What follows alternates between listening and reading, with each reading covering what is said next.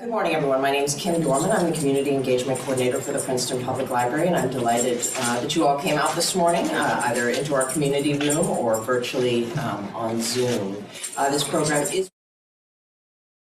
I don't know. Exciting things are happening. Bells are ringing.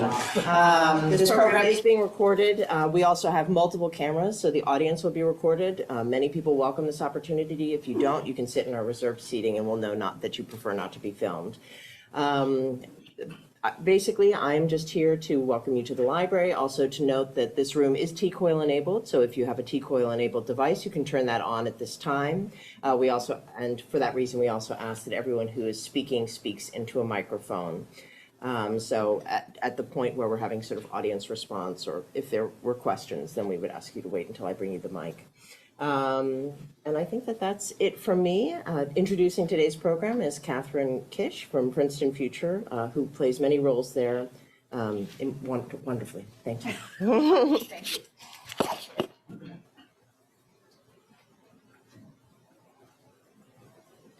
Good morning, everybody. Aren't we lucky that it's rain and not snow?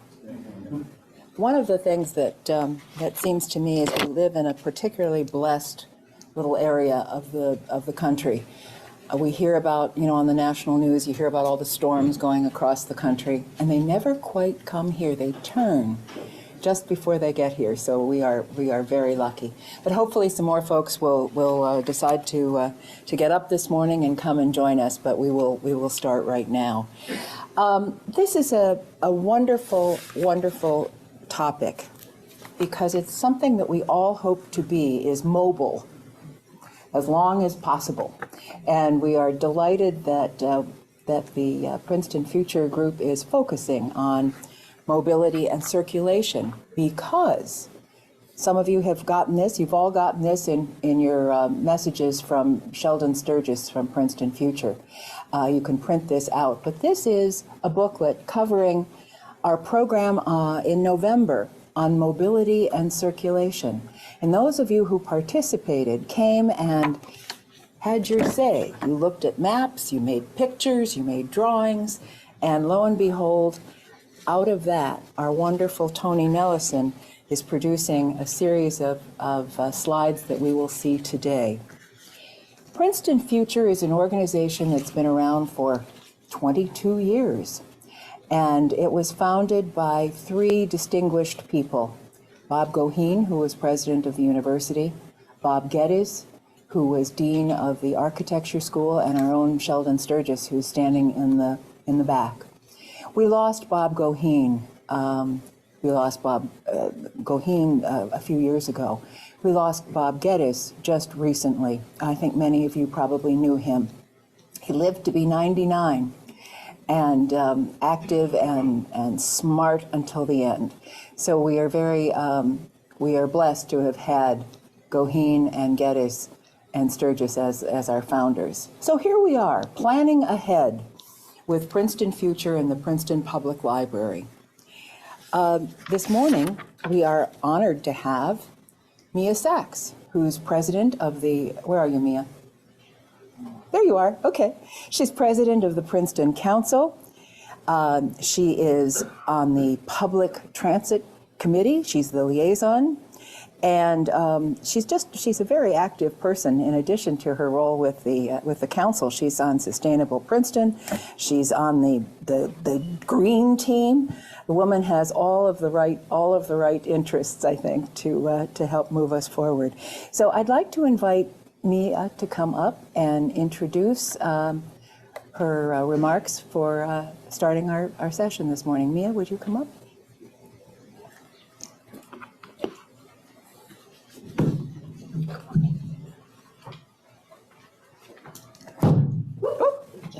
That was exciting.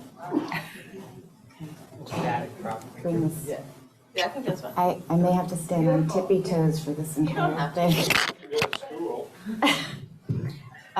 So I do many of those things that you mentioned. I don't do anything well at 9 a.m. I just have to let you know.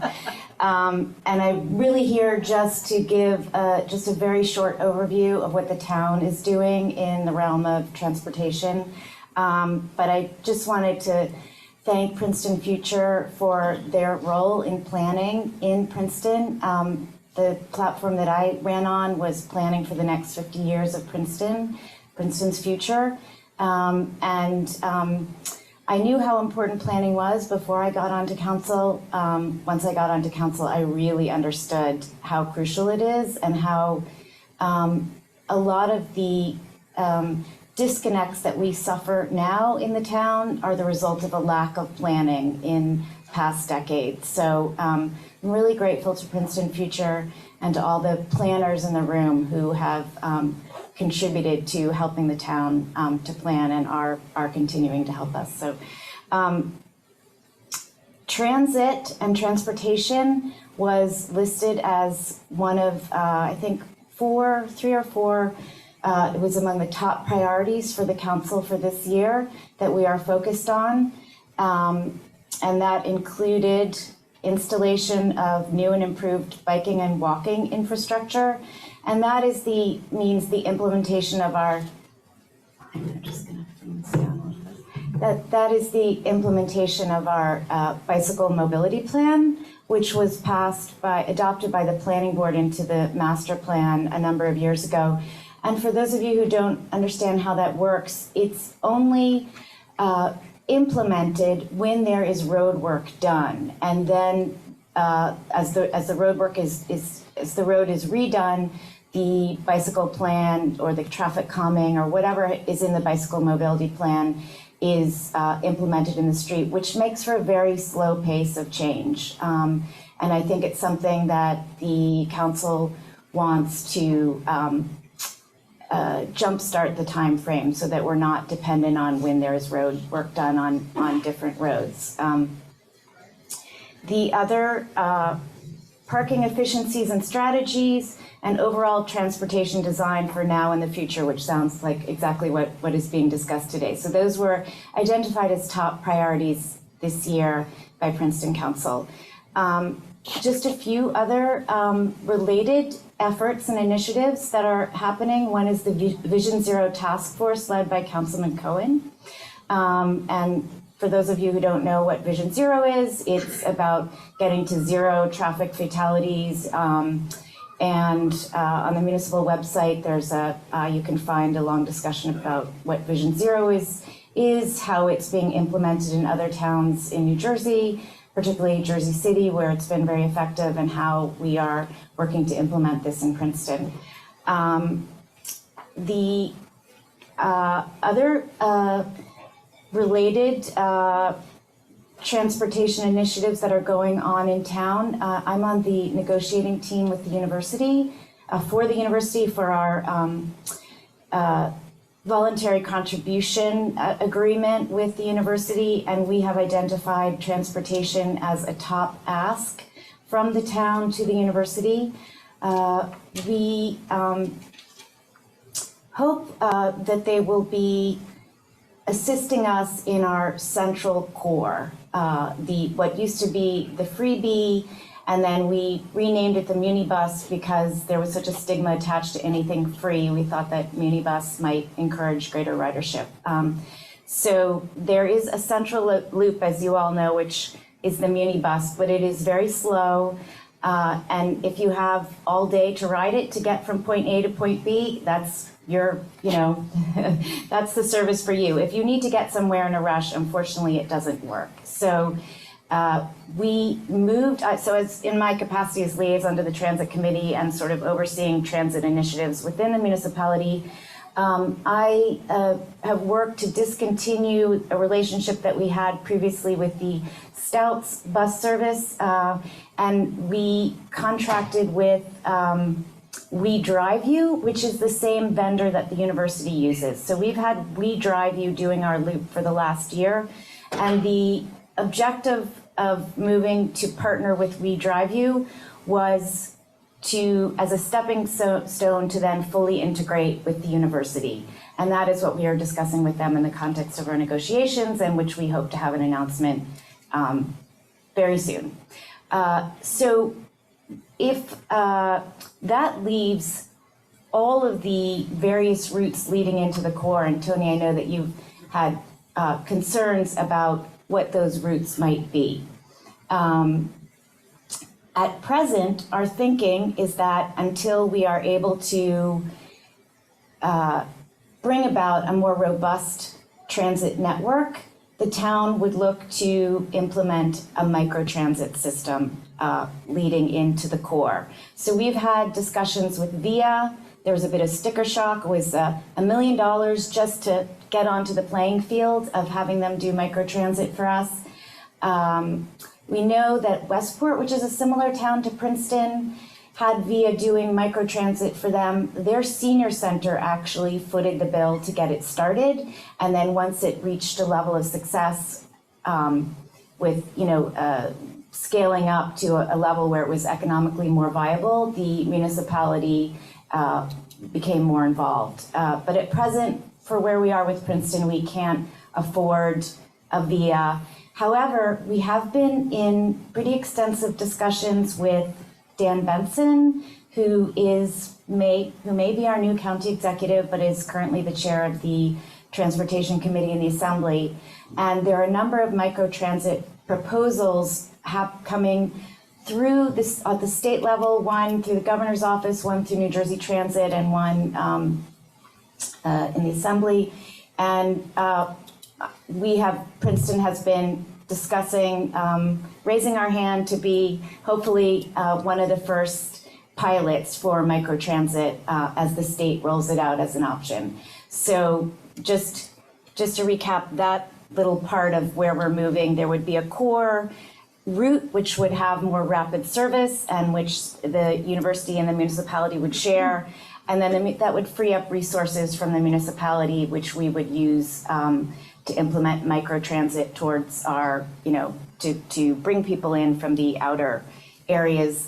We're particularly concerned, as you all know, we have many new affordable housing sites coming online with the town's compliance with our Mount Laurel obligation. So it is a top priority for the town to make sure that each one of those affordable housing sites has adequate public transportation options, particularly the sites that are not located close to town. Although I will say we've made a big effort in our affordable housing settlement to locate as many sites as possible in town to foster transit-oriented development. So the other, the other thing I'm sure you all have heard a lot about is the proposal from New Jersey Transit for the Dinky Corridor. And that represents a multi-million-dollar investment in a small artery that links Princeton to the rest of the outside world, and which is particularly important in times of emergency because with climate change, Princeton has, as you all know, experienced greater frequency of storms that leave our roads in a state where we are not able to get out of town, even to the hospital. So that Dinky Corridor is a lifeline for us, particularly in emergency situations like that. It also is an economic lifeline for us in terms of making it possible for commuters to live in Princeton and commute to New York and Philadelphia comfortably. So I know that there's a group in town that is very interested in a particular train option that someone who graduated from the university has proposed, Henry Posner, who has a train. I'm not sure that's exactly what New Jersey Transit has in mind, but suffice to say that however people come down on the Dinky issue, one thing that is not on the table is the current aero cars. Those are being taken off, they are being retired, and the town has a few years to figure out whether essentially it's gonna work with the state and New Jersey Transit to advocate for what they have in theory promised in terms of investment for that corridor, or whether we are gonna keep our heads in the sand. I hope that we will approach this issue from a framework of reality and what is actually possible, because we stand to gain a lot. It's pretty unusual that a town would be looking at that level of investment in a small corridor that connects their town to the rest of the world. Then one more thing, let's see, we have a study, we've hired a consultant to do a study of the entire Harrison Street corridor. If I had my druthers, I would love to bring back the trolley that just went up and down there. But at a minimum, we know that there needs to be a road diet there, which would include bike lanes and hopefully activating the streetscape in front of the shopping center so that it's a more walkable, bikeable, commercially accessible corridor there. Let me just see if there's anything else. Yeah, so I guess finally, what we are looking to do in the town is create a proposal that we would submit to the Transit Trust Fund, which is money jointly held by the university and the town for things related to transit. A comprehensive proposal for a town-wide mobility study along the lines of what the university just finished. If you're not familiar with the university study, I think, Sheldon, I think you may be referencing it today. The university presented it at council. Charlie Tennyson, who's their transportation head, presented it at council a few weeks ago.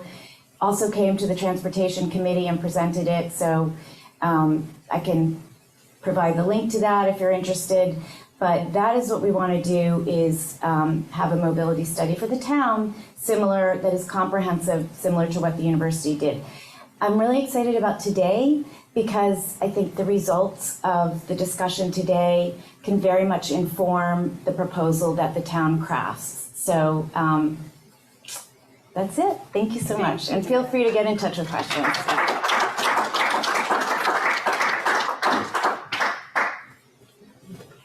You know, one of the phrases that I want you to remember as we talk today is that it's all about coordination. I'm sorry. Can you hear me now? Folks out there in radio land and television land, can you hear me? Okay, good. It's all about coordination.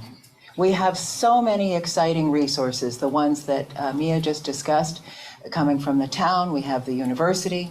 We have, you know, you look at all the buses that run around. You've got the Institute. You've got New Jersey Transit. There's a lot here already. The issue is, how do we pull it together? And you know, some of the people who have the best ideas of that are you. Many of you were a part of the discussion back in November that we did at the seminary. This book talks about it. And just so you know, these books are available. Each one of our meetings is written up in one of these books. Sheldon sends them out to you digitally. If you want one that's printed, they're a little bit expensive to give out, so we don't do that. But you can certainly go to Princeton printers and get a copy printed, or you can copy it. Even though the book says it's copyrighted, Princeton Future would be delighted to have you copy it. And also, the library has archival copies of all of these. But what these are, this one says mobility and circulation, and it's what Mia was just talking about. In many ways, we have started the process. You know, some of you may be a little bit confused about who does what. One of the things we want people to understand is that Princeton Future is not doing the master plan, but Princeton Future is having the kinds of meetings that allow you to participate in what the master plan could be. So I want you to think about that. What we're really about here is hearing what you have to say and making sure that the important people in the universe of planning, like the council and like the university and like others in this town, hear what you have to say, because that's critical. And we are so lucky to have a world-class talent here in urban planning and design. Tony Nelessen has taught at Harvard. He's taught at Rutgers. He finally decided after 39 years at Rutgers that he was going to enjoy his house in France as well as his house on Bank Street. And we are so lucky to have him here thinking about these questions of visioning, planning, taking what you have to say and turning it into plans that can be activated. So we're very, very excited to have Tony here today, and what he is doing is taking what you said back in November and putting it into a coherent presentation that we can look at today. So Tony, please come up. Thank you, Catherine. Well, Catherine did a really excellent job of kind of introducing what you're going to be seeing today. But let me just start out and say, it is just incredible what people have told us that what you guys want for the town.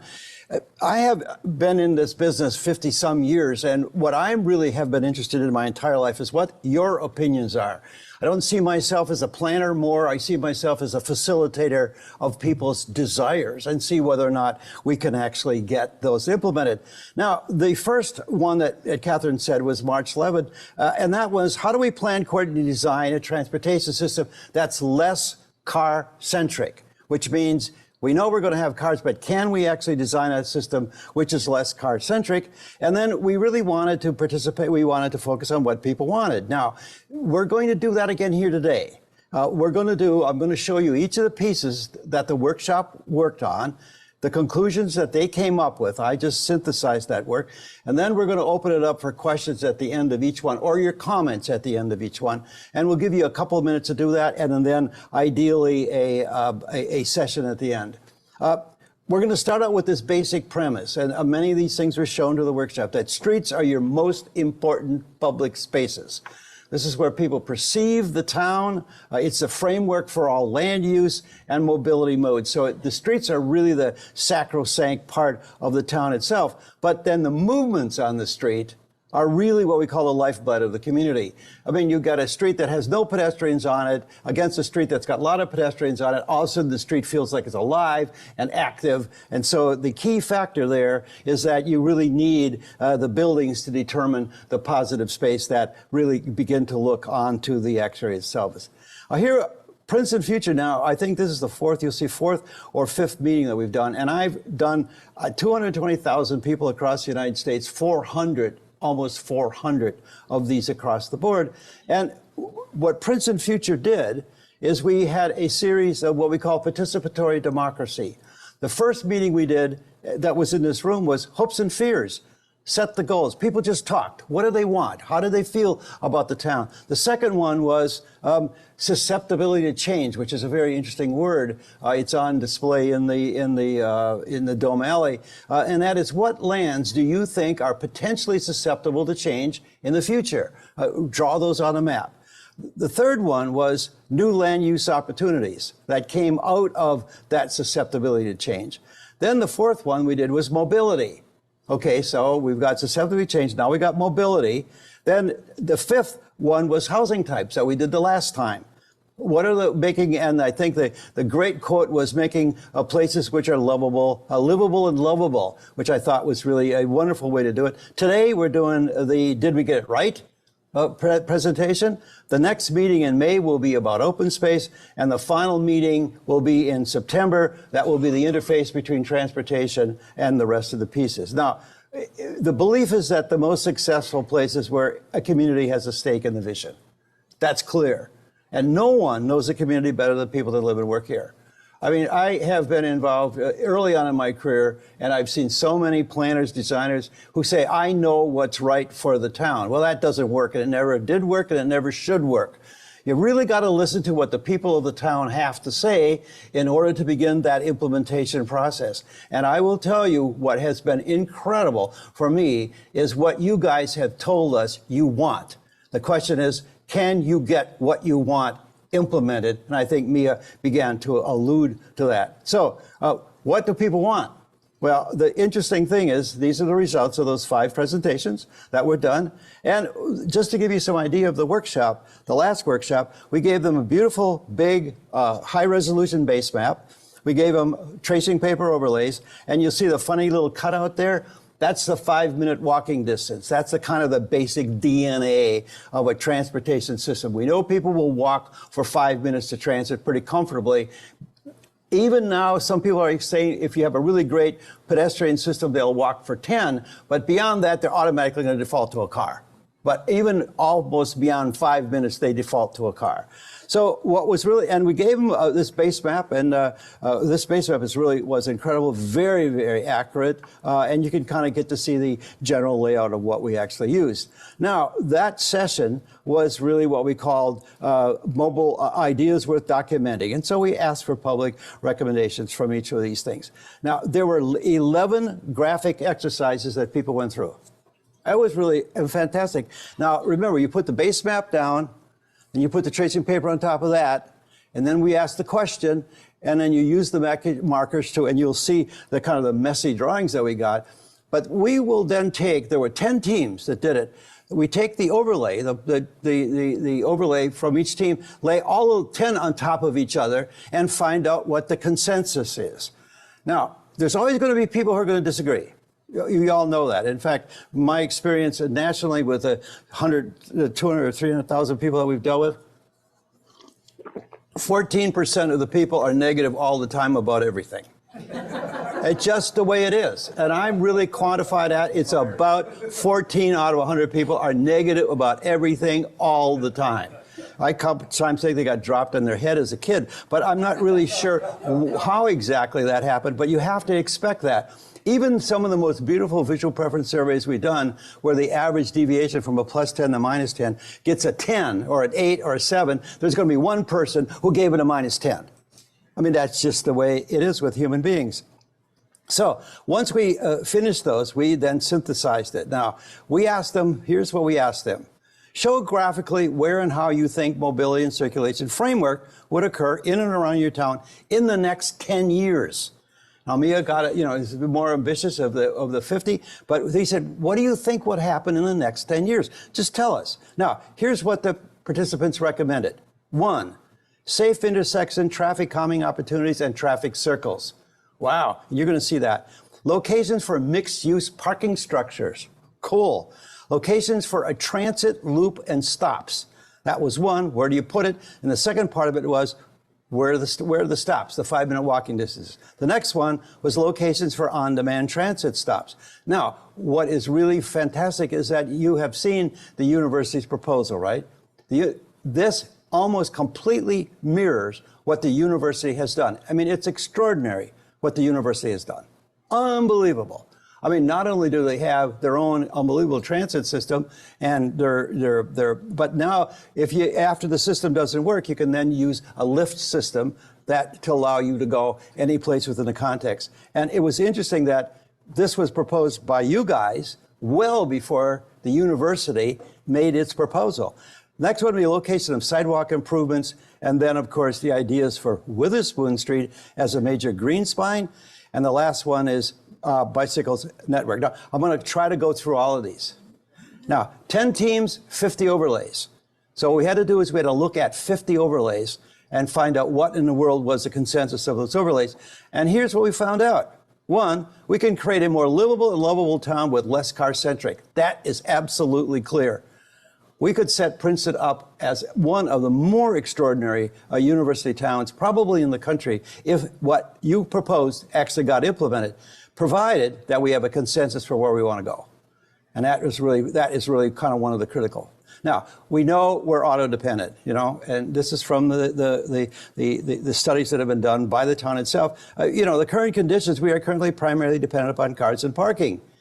And it's not feasible to do some of this stuff until we talk about multimodal implementation of some kind or another. But you've got to make it as convenient as a car. How do you do that? And that's a really interesting question. Now, here's an interesting one for you. I just went and filmed out, Montgomery. These are people coming into town, right? But here are the basic statistics. The average car in the United States carries 1.1 person, which means it's got 5 empty seats on it all the time, and it needs 5 to 7 parking spaces. So for every car on the road, you need 5 to 7 parking spaces someplace. One in your driveway, one in your front driveway, one on the parking deck, one at the place you go grocery shopping, et cetera, et cetera. You add up all the pieces of that, you wind up with these numbers. But if you look at any place now, literally cars are sitting there running with one person in it. So it's fascinating. Now, the thing that's interesting about this, of course, what would happen if you had eliminate the need for one car? You know, a lot of people here got 2, 3, 4 cars. What happens if you could actually get by with just one car? Now, I must admit, it would be great if one could begin to do that. And to test the waters, I gave my smart car to kids for, cars for kids. So I gave one car away to find out whether or not we could exist. Now, I live on Bank Street, so it's like, I walked here, I can walk every place, I have a bicycle, and we have one car, we park on the street, and it works. Now, expect this is going to happen. Now, everybody knows that. Smart people here know it, and we're buying electric cars like it's going out of style, and you were seeing commercials for electric cars all over the place because we think it's more environmentally responsive, which maybe it is. But where in the world is the electric supply coming from? That really is the $64,000 question for most people. Plus, it costs about 10 grand, 11 grand a year per car. That's not including ticket tolls, environmental costs, accidents, death, loss of life, quality, and loss of potential revenues. I mean, really, the idea of using the car is a very fundamentally expensive from a community point of view and from a thing point of view. But it's convenient. You can get in when you want, you go where you want, it's got air conditioning, you listen to your podcast or what have you, and everybody thinks it's cool and really interesting, but the reality is, over the last 10 years, it's been probably the most destructive thing that has probably ever happened, but nonetheless, it is something we need to live with. Now, I mean, the question that I always kind of wonder is, how many car commercials have you actually seen? How many times have you been propagandized by cars which are on beautiful roads in the middle of nowhere, on the top of a hill, someplace that keeps saying you bye, bye, bye, bye, bye, bye, bye, or tire commercials? And so we have been inundated in this now for years and years and years and years. And of course, the byproduct of that stuff is parking. Now, what happens if we have less cars? Well, it's obviously less noise, less accidents, less pollution, higher quality of place. And of course, the thing that is really, really interesting, what would happen if those surface parking lots actually became something else? If we could actually remove some of the cars from the area and make more land available. And I'm going to show you a couple of those as we go through. Now, the first thing we ask people is, here's a map, here's a magic marker. Where do you think streets in town have excessive noise, speed, dangerous intersection, and where do you think traffic circles should go? Now, we just asked the question. Let's see what people responded. So here's what we began to find out. Now, this is a synthesis map, so it's messy, right? When you put all 10 of those things on top of each other, here's what we began to find out. There are 10 sections of excessive speed. They would desire 23 traffic circles, and there are 12 dangerous intersections, and most of them are on Wiggins Street, as you can see the little X's at the bottom. So this is everything. Now I'll break it down for you in pieces. So if we actually look at the one place, and again, the more people, if the lines were on Wiggins Street by all 10 groups, in all the graphics that you're going to see, the heavier the line, the more intensive people thought something should be done. Well, obviously the big one was Wiggins. I mean, really, people think people are just screaming by on that one, and that one really, really needs to be slowed down by some form or another. That was fairly clear. But you can see there are other pieces here that really need to be looked at, and one of them is Harrison Street, of course, and we'll talk about that later. The next question is, should we do that? Should we set speed limits? Let's say Wiggins goes to 15 miles an hour or more enforcement. Do you guys think that that would be a reasonable thing to do? How many of you think it would be a reasonable thing? Just raise your hands. Perfect. Okay, so and again. Both hands. Good. Okay, now here's another one, this is the second part of it. Where do you think the most dangerous intersections are? Now, I was really a bit surprised at this one. For instance, the one at Vedaventer, or however you, Vendivender, depending on how Dutch you are, I always thought that was a pretty good one, although I hate waiting, but it would be wonderful if it had an X across the street so that you can see that the thing's actually people are going to cross the street. But the other one that came up really surprising me was Chambers Street, because the new hotel is going to open up, and the question is, how do you get from the university across the street? But look at the big ones. The big ones are obviously where 206 meets Mercer. That's a big one, and of course the 206, and it could be Witherspoon Street. Those are the two big ones. So then I said, okay, where would potential circles? Again, the bigger the number, and some of them that maybe only had one, we went, well, no, I don't think we'll do that. But if we had to prioritize them, Where would we prioritize? Well, it was clear these two are the ones that people think, and they're on 206. And if I remember correctly, way back when there was a proposal to do that. And now remember, this is not a traffic engineer telling you this. Are people who drive these streets are telling you this is where we should put these things. And that's the distinctive. Mr. I take the liberty to interrupt you now because I thank you very, very much for all this organization. My daughter, my daughter was hit by a car. She's still traumatized and has some handicaps with that. But thanks God she's alive. She could have died. And it was, I didn't know there was meeting in November or of course I would have come.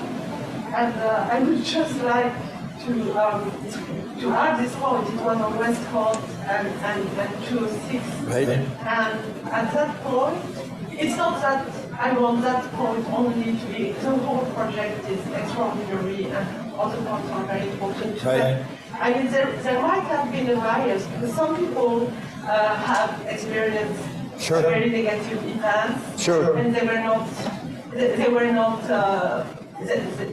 have the opportunity Sure. to come and to share. Right. Certainly there are a lot of other points that I would like for everybody to know that on both parts of West Coast Road, there are lots of kids now, I believe, than years ago. All right. And some elderly people have. I don't mean to cut you off, but we will. And on the other side, the university housing is also completed and hosts. Yeah. And so kids close all the time, and this 206 Right. track is terribly dangerous. It's life-threatening. Yep. Okay. For kids or dogs or elderly people. Well, I think we have to do something. I think you've answered the question. Should we lobby for intersection improvements and traffic circles? Yeah. Yeah, I mean that's really clear. Yeah. And take into account as you will do with the new housing. Sure. When you have a new place with more people, you have to do something about it. Sure. All right. Let me move on to the next topic, which is very near and dear to lots of people, but hateful for others. The current comment was the viability of downtown is dependent upon parking. I mean, we know that.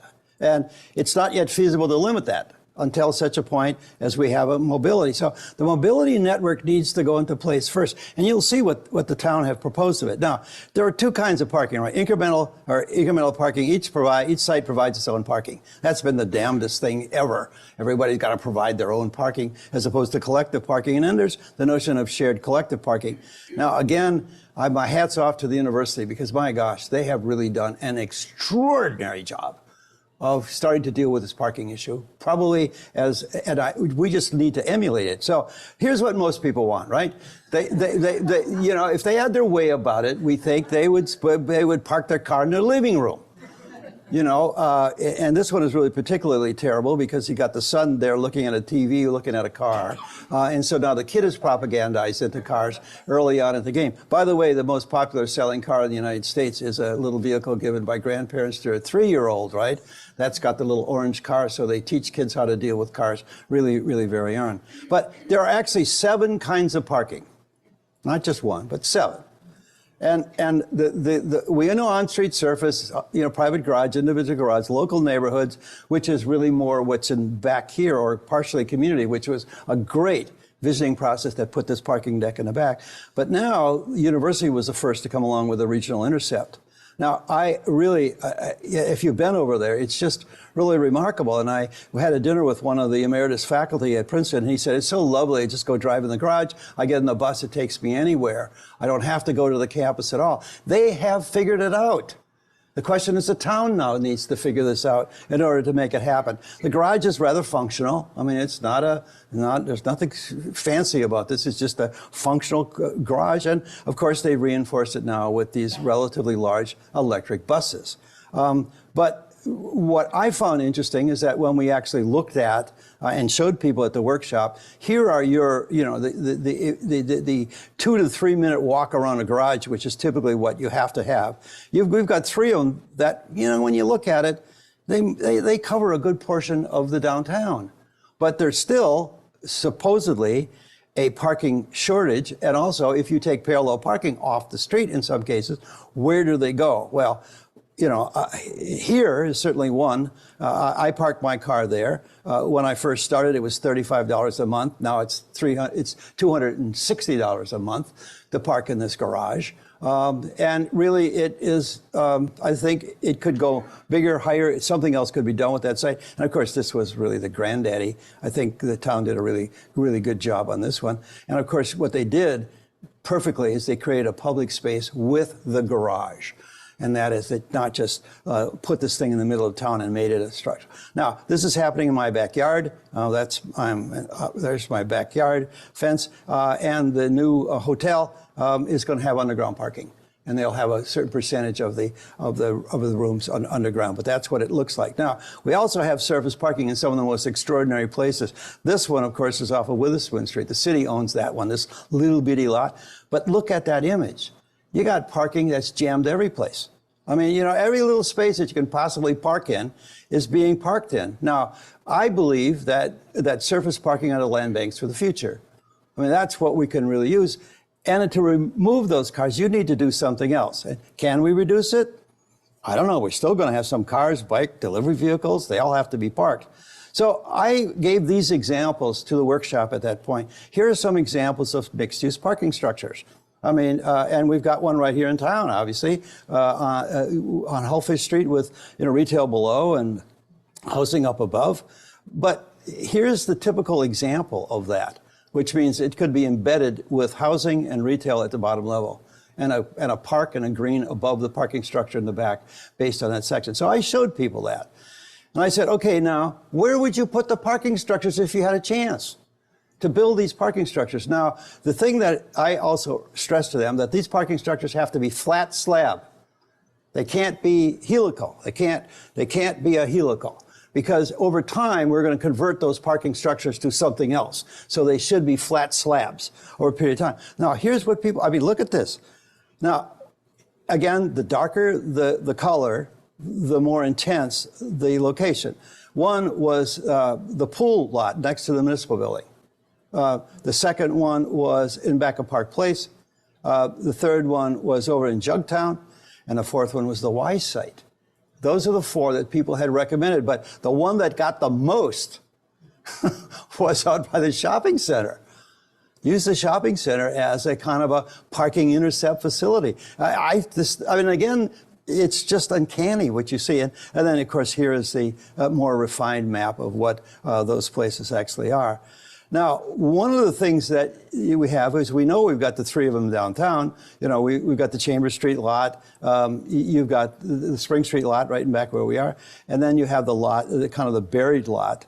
But these are the two potential locations if you zoom in on downtown. That's a mixed-use parking structure at Bond Park Place and the one behind Tulane Street, which I thought was pretty interesting. Now, this is an example. Don't get too shocked when you see this. But people talked a lot about the Park Place. And they went, why couldn't we just put parking underneath and housing in the front? Why couldn't we do that? And of course, you might know that the Christian Science folks are really interested in doing some kind of development. But anyway, there it is. So don't get shocked when you see this. So I said, what would happen if this walk that we have started on one side of town was just extended, that we put the parking at one level below because it's at grade, and then we do townhouses in the front of that lot that could look like any of these? Would that be something that would be reasonable? And the top of the parking deck would become a big park. So you could have all the parking you need, you'd have new townhouses in the front, infilled, and you would have a green park on the top of the parking structure. I mean, it would be a kind of an interesting thought. Now, the question is, should we do that? Should we try to push for more mixed-use parking structures in order to be able to free up some of the parking spaces of the parking lots and what have you as a possibility of improving the downtown? So what do you guys think about that? Any thoughts on that? Yes. You will shout out and Tony will summarize. We have 2 minutes to do that. Yeah. I think it's great, but on the other hand, like, sometimes, I'll meet somebody for lunch and I'll say, yeah, it's right by the parking garage. And they'll be like, I don't know, they just have like this aversion to parking garages or something. Yeah, agree. Most parking garages are pretty horrible. But although if you go to other places, I mean, particularly the European ones, which I spend a lot of time in, I think, simply because we visit a lot of cities, is that they're painted, they have signing in them, they have little red and green dots that tells you where you can actually park. They have music inside of them. They're painted beautifully, the ceilings and the floors, and you can tell how many spaces are empty the minute you drive up to them. None of which is really here. That would be a progress, but it's not enough. I mean, the aim should be to have less cars and more workable bicycles. Oh well, you hang, yeah. Believe me, we'll. Trying to put cars and parking spots everywhere is not. Well, you'll see that coming up. Okay, here's now. Wants less cars. Less cars. I mean, the question is, here's where people said to us, rather than having surface parking, let's use the surface parking lots for something else with cars. That is really the name of the game, because it's sitting there being wasted for all practical purposes. So what does that do with the houses that are facing Park? Oh, they'd leave them all. All of those would stay. Yeah, all of those would stay. Yep. Okay, now, transit recommendation. Now we're getting into the really nitty-gritty parts of this stuff. The master plan said provide public parking, transportation option, blah, blah, blah. You know that one. Mia just told about it. I mean, it's been really on the works for a long time. And from the early 2014 study, 13,000 people are candidates. The question is, the system that we currently have running is not understandable. So here's what people have, the available modes. Now, I thought this was fascinating when I started counting them. The system is not easy to understand. We don't understand where it comes, when it's going to go, when it's going to get there, and they wonder why it doesn't work. Now, we got the first one, which is New Jersey Transit. Now, if you try to figure this one out, I mean, the two dots are the train station, the Princeton Junction in downtown one, and then you got all of these bus lines. Now, if you can't see it in your mind, you can't see it. Now, that's just one. Then we've got, it's still called the freebie or the mini loop or what have you. Now, you try to figure out where this one goes and when it comes. Mia. I just want to jump in. We now have Trip Shot, which is on the municipal website and the university's website. It's an app which links to New Jersey Transit, the train. What's it called? Dedication to the name of the app. What's it called? It's called Trip Shot, and it is an app in which you can plan your trip, and it links New Jersey Transit, the Munibus, all of the different forms of transportation that I think you're about to Trip Shot. Trip Shot. Okay. And it's an app that has the schedules and the links that you can plan your trip. Okay. Now, here's the university system. Beautiful, graphically beautiful. To me, I don't think I could memorize this and draw it. As to where it goes. And, they've had, these extraordinary buses running around town now for quite a while. And now they've transferred to the electric bus, which is an improvement, although they're still quite large. When we actually look at that, I was at the Rotary meeting yesterday at the Hyatt. I spoke there yesterday. I thought, why is the parking lot there sitting full of university empty buses? Why can't we use these buses to institute our system if they're just sitting there, paid for, and what have you? Anyway, I thought that was really pretty. I thought that was pretty extraordinary. Now, there are so many empty buses. The question is, could they be in somehow or another better utilized?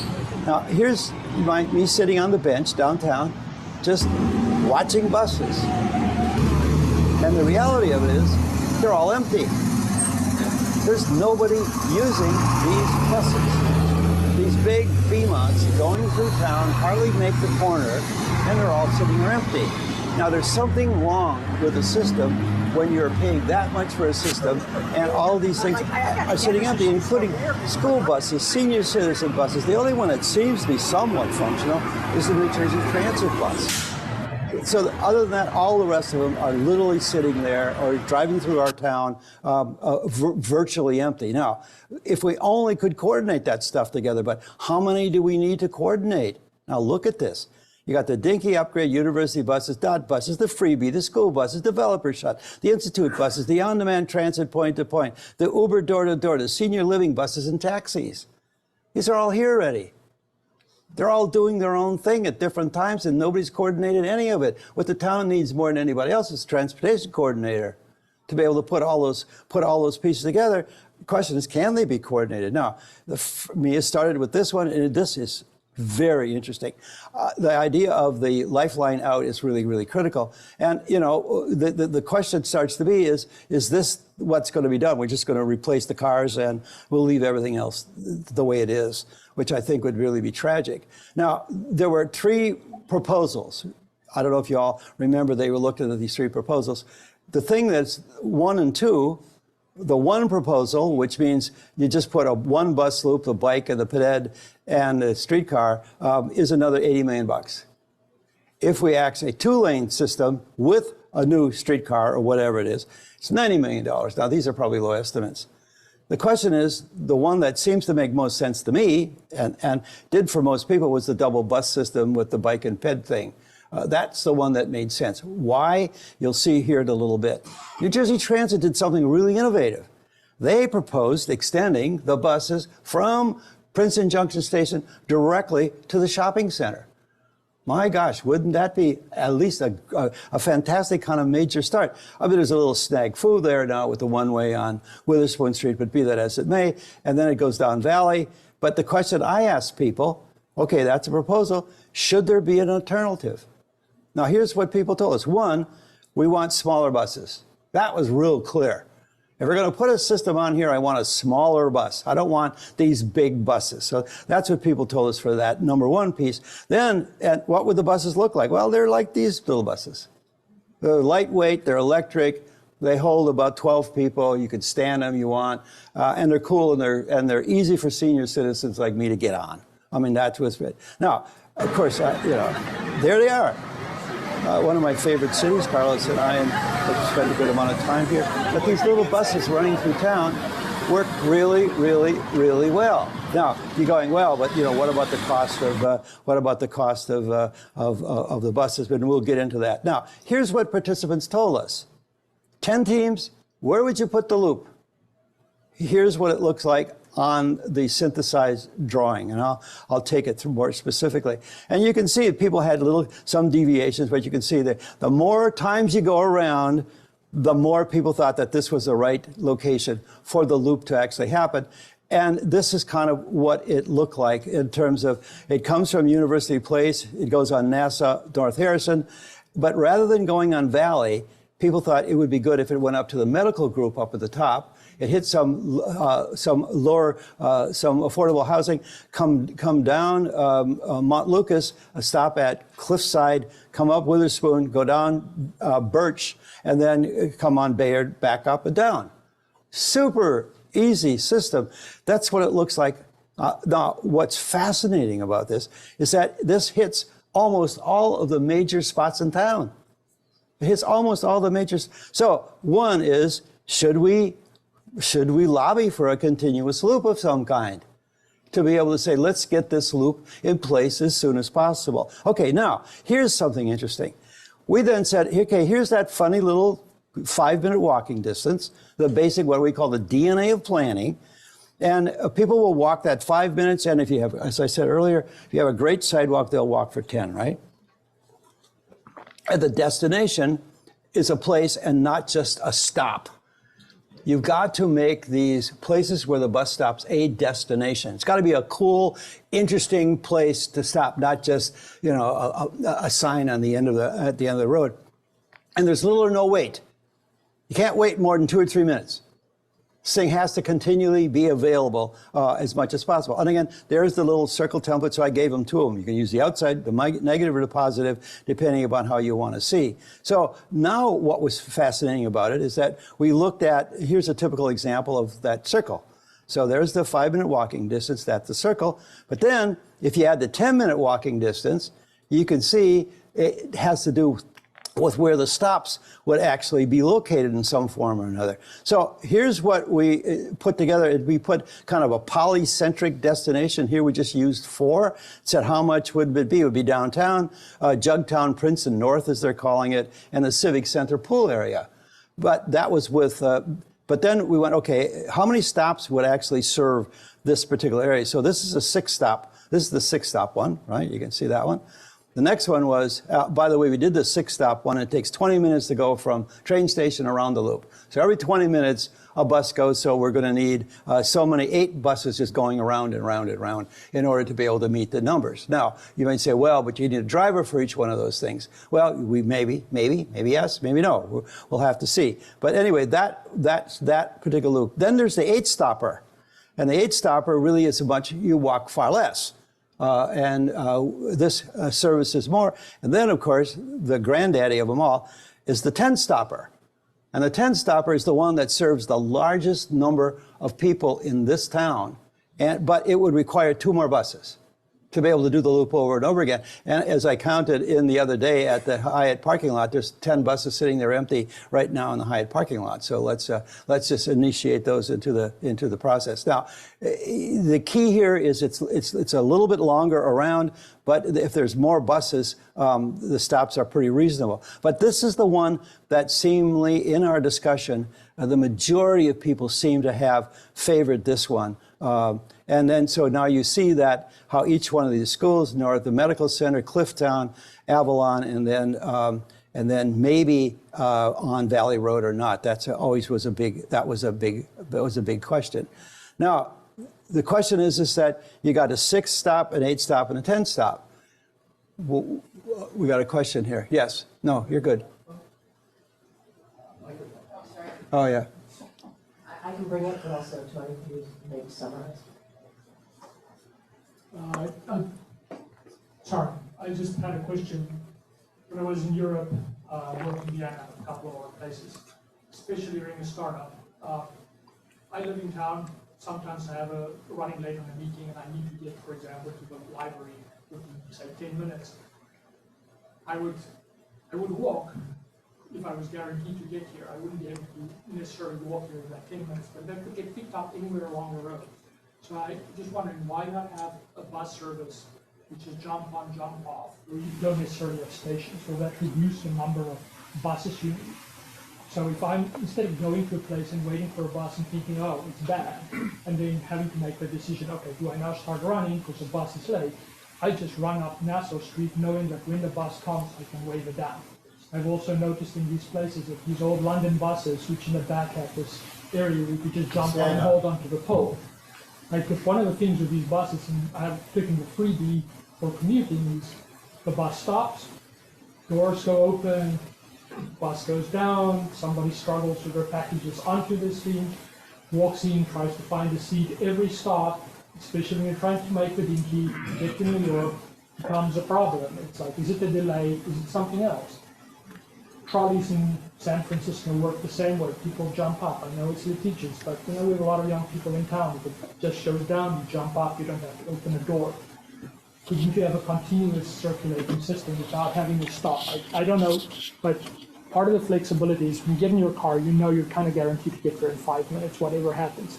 If there's a system with a schedule and stops, it's just another thing that you worry about. Like, is there a delay? Is it going to come? So, well, I will invite you to wait to the little bit further on, because I think we've got an answer for you there. That it's a hybrid that combines both of the systems. There's another question here. Can you say your name, please? Sure. Adrian Trevisan. Just the name? Adrian Trevisan. So in your loop, what percentage of the population of the town are you serving there? Because it strikes me you're looking just at the core, and a lot of the traffic problems comes from people living outside of that distance that are, and maybe I'm at the wrong meeting. No, I think when you actually, if you look at the 5-minute number, let's see if I can find one. I don't know what the precise number is, but it appears that once you put the extended 8-looper, I mean the 10-looper, the 10-stopper on the system, you have served an extraordinary amount of the highest density parts of the town. by far, without any question. I would suspect that we serve about 50 to 60% of the town. But hang on a minute, because you're going to find out what other people recommended to deal with what do you do outside if you're not on the loop. Right. So that's coming up. Okay, so let me continue on here. So then the question that was raised is, and this is the system why most of these systems fail, is that people don't understand where it's going and when it's coming back. Now, Mia said there's an app for it. Yeah, you can walk around with an app. But why did so many of the other transit systems work so well? And one of those reasons is obviously fairly obvious, is they were on tracks. They were on tracks. And when they're on tracks, people know when they're coming, when they're going, when they're going to get there, and they're integrated with whatever. This is downtown Zurich. I mean, I've got like 400 hours of transit films that I've watched and filmed. But one thing is fairly clear. We could do it with a bus. Now, how in the world do you do that? Well, first of all, you must know where it's going, where it stops, and when it arrives. And you can see the kind of the things that I'm going to be thinking about and people told me about. Let's assume that there are 10 stops. 1, 2, 3, 4, 5, 6, 7, 8, 9, 10, right?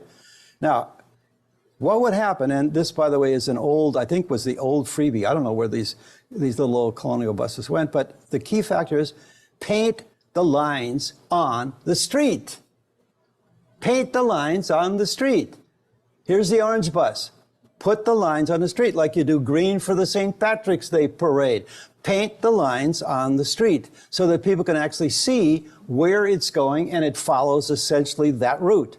Now, cars are going to be a little bit skittish, maybe like, wow, what's that orange line on the street? And it doesn't have to be Princeton orange either, but be that as it may, it would really begin to work. And then you need really cool stops. I mean, plus the one in Palmer Square is probably the best because it gets off in the square. So the question is, how important is it that you understand where these transit loops go? And I think that that's really, I personally think it's really critical, because if you don't understand where it's going, where it's coming, and the loop that it's on, you've got to be able to visualize this thing in your head. That's why these systems, which are all over the place, have traditionally failed. They really need to be clearly understood. So then you're going, well, then there's the question, here's an interesting one for you. I laud the university in its new parking structure. I mean, to have an intercept parking facility there and then get it on your campus is just brilliant. The question is we need to do essentially the same thing. And people had suggested there may be 2 spots that we could put intercept parking facilities for the town. One was off near Route 1. And the other one was closer to the Dinky station. So that you come there, you park your car, and then you take the loop around downtown as a kind of a possibility. Now, here's the big question that many of you have raised: how do we serve the rest of the town? Okay, you got the loop. Can we find a technique to serve the rest of the town? I call it on-demand transit.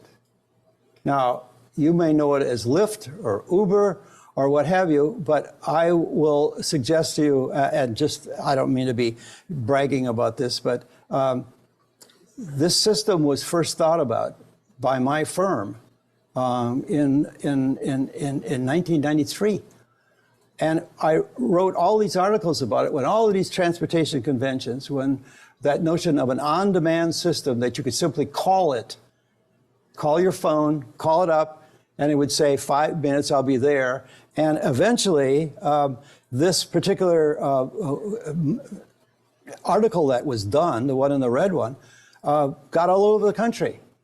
And in fact, I got a call from Princeton University at one point way back when saying, hey, we saw this article of yours back in '93. What's happened to that system? Well, what happened, Uber found Uber Cab in 2009. And it's exactly the same system, except the distinct difference between Uber and the one that I had suggested is this is point to point, which means that you figure out where points are and you walk to that point. 2 to 5 minute walk everywhere. that's not served by the loop system or even interfaces with the loop system. So I just introduced this to the workshop at the time and said, well, what do you think? So here's what the conclusions were, is that the one in Bergen County was transportation analysis zones. You can see they're actually out there now. We put a dot in the middle of each one of them, gave them a number and said, I want to go from number 1 to number 8. And they would say to you, 2 minutes. And the bus would be there in 2 minutes. And we used the prototype of that van. And I'll show you a little film clip of that. It's a bit corny, but I think you'll get the general idea. Again, this was small buses for sure, and kind of vans, if you will. And again, this one here is I think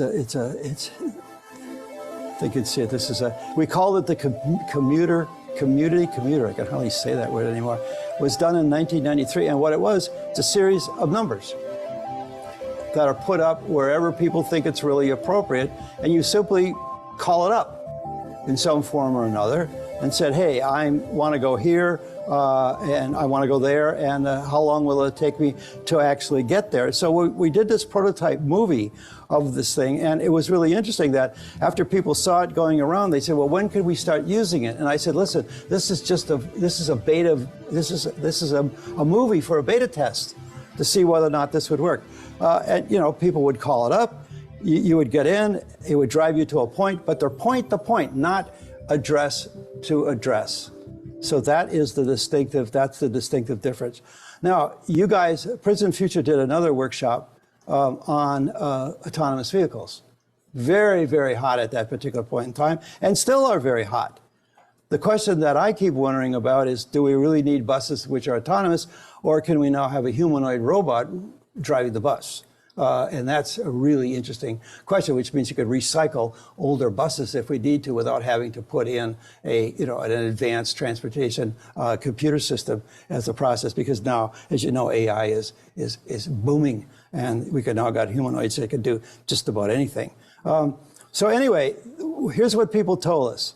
Okay, we showed the concept. What do you think about it? We got 36 on-demand points of where people thought these on-demand points should go. And as you know, this is just recently proposed by the university with a contract with Lyft. I mean, it's just remarkable. Now remember, the people of the town thought about this well before the university exposed its idea that, hey, maybe we could do that, so that if you're off the loop and you need to get someplace in a real big hurry, you just call that, you make a contract with Lyft or one of those companies in order to begin to do that. So then I synthesized that down. Of course, if you got lots of overlapping loops, and I think we came up with 26 or so that were within a 5-minute walking distance. Now, here's what the two systems look like together. So if you add the loop going around, and you add the on-demand system, we've got almost the entire town covered. And it could extend to West Windsor. It doesn't make any difference at that point. It's an on-demand system.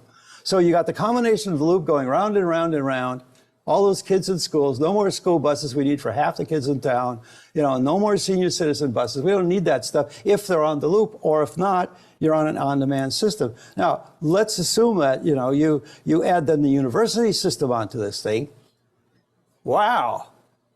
We've got a whole town that could be completely, not that it would eliminate, it's just that it would make it less car-centric, which is what the young lady was asking about before. If you look at the systems overlaid on each other.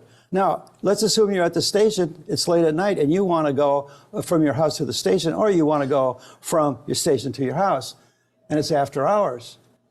Well, you just call this Lyft system. But now it may mean, this system, because it would run cheaper, that it's not dropping you off directly in front of your house. If you want to have it directly in front of your house, you call another provider. Now, that could be done by an app. It could be done by one card. When we were in Hong Kong, I fell in love with the octopus card, which means one card for everything. Just pop it in, one card for everything. So then you look at, okay, if we take the New Jersey Transit lines, we take the proposal that people made for us, we add those two together, you can start to see it starts to be pretty incredible in terms of the overlapping of the systems. which means we could actually do it. We could actually do it. Yes. There's one thing you haven't mentioned. If Tiger Transit continues, there's another bus, the Muni bus that goes around town. Would that remain? So you'd have the Muni, the Tiger, and the others. Yeah, the Muni, I showed that earlier, that little loop, and I'm not sure exactly how that would interfere, but that would actually be integrated with the two. So anyway, you got all those systems. You got all those systems together. The question is a matter of it's a matter of coordination between all these pieces. Yes, we got some good comments coming up.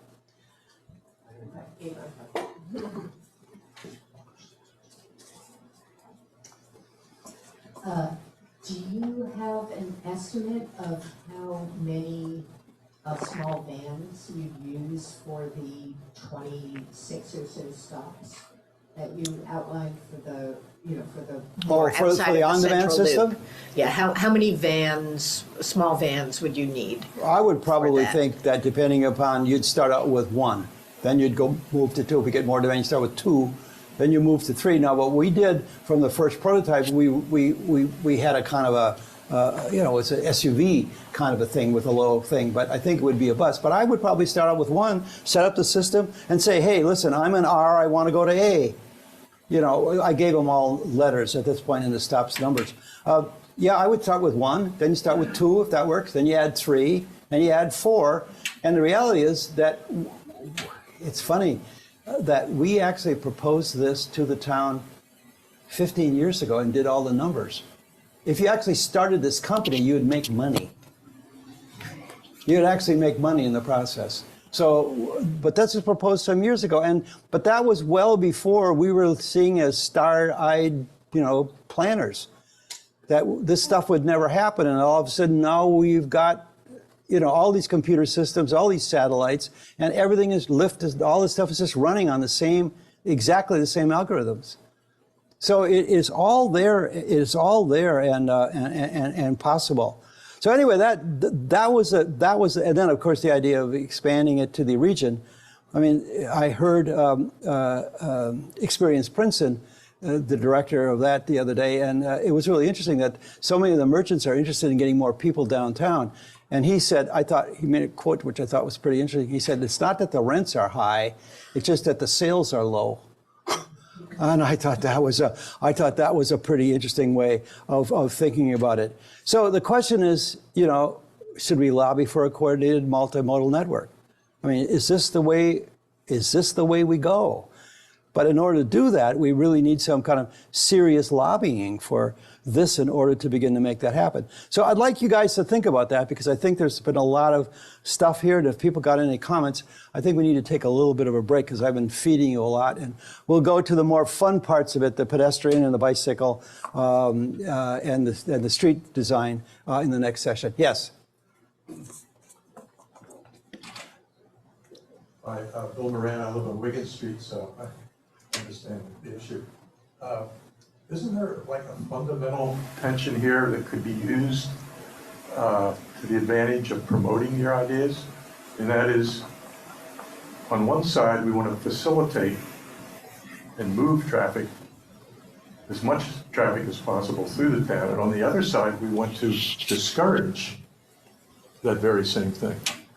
So your proposal would... Oh, it's not my proposal. I'm just taking what people told us. This would kind of accomplish both at the same time. Mm-hmm.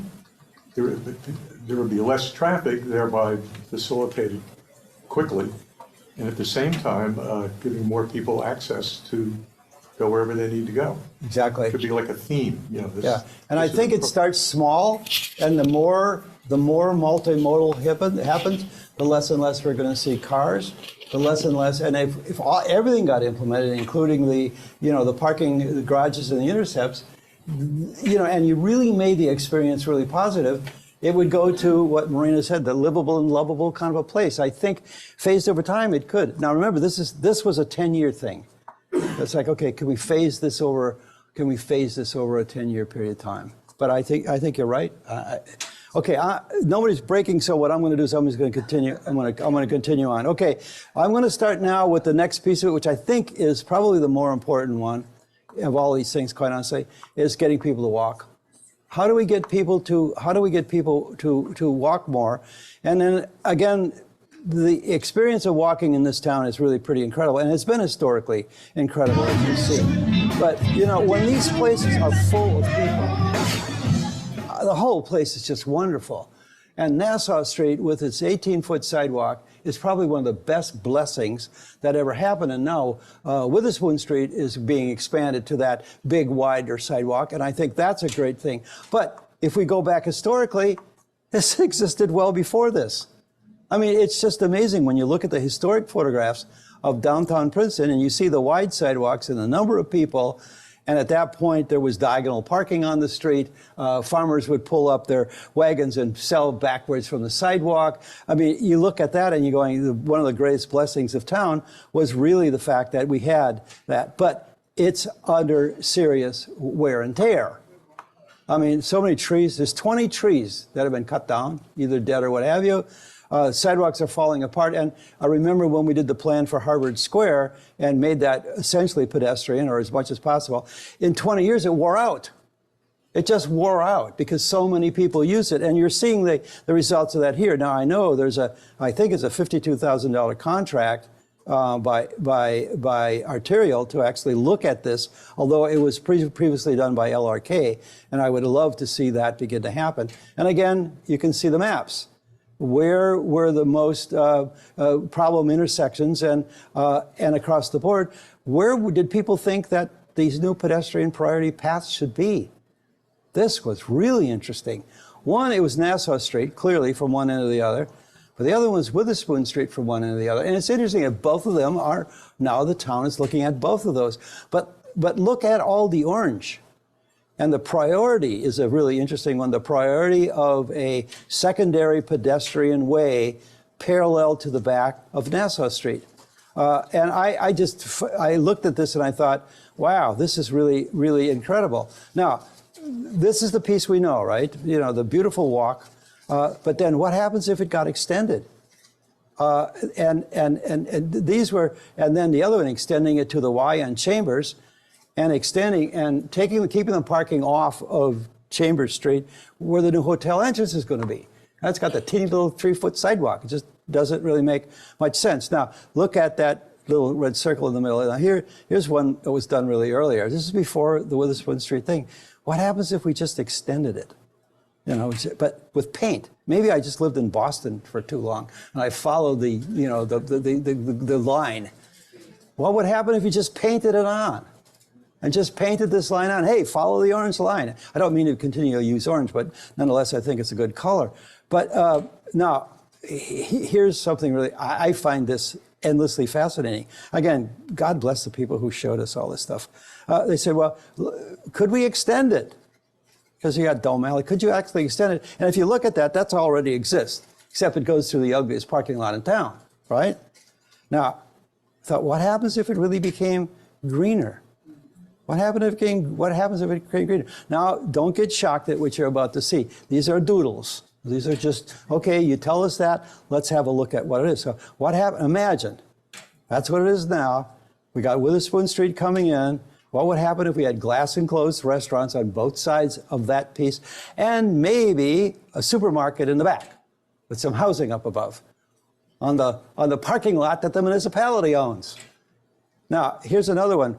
Dome Alley, you know, we've been working on Dome Alley for a long period of time. I always find this one interesting. Why isn't the paving texture go directly across the street? Just extend the whole thing right across the street to the university. I still don't understand why Witherspoon Street didn't go all the way across the street either. Well, it's a state highway and you can't do that. Well, that's bullshit, you know, sorry.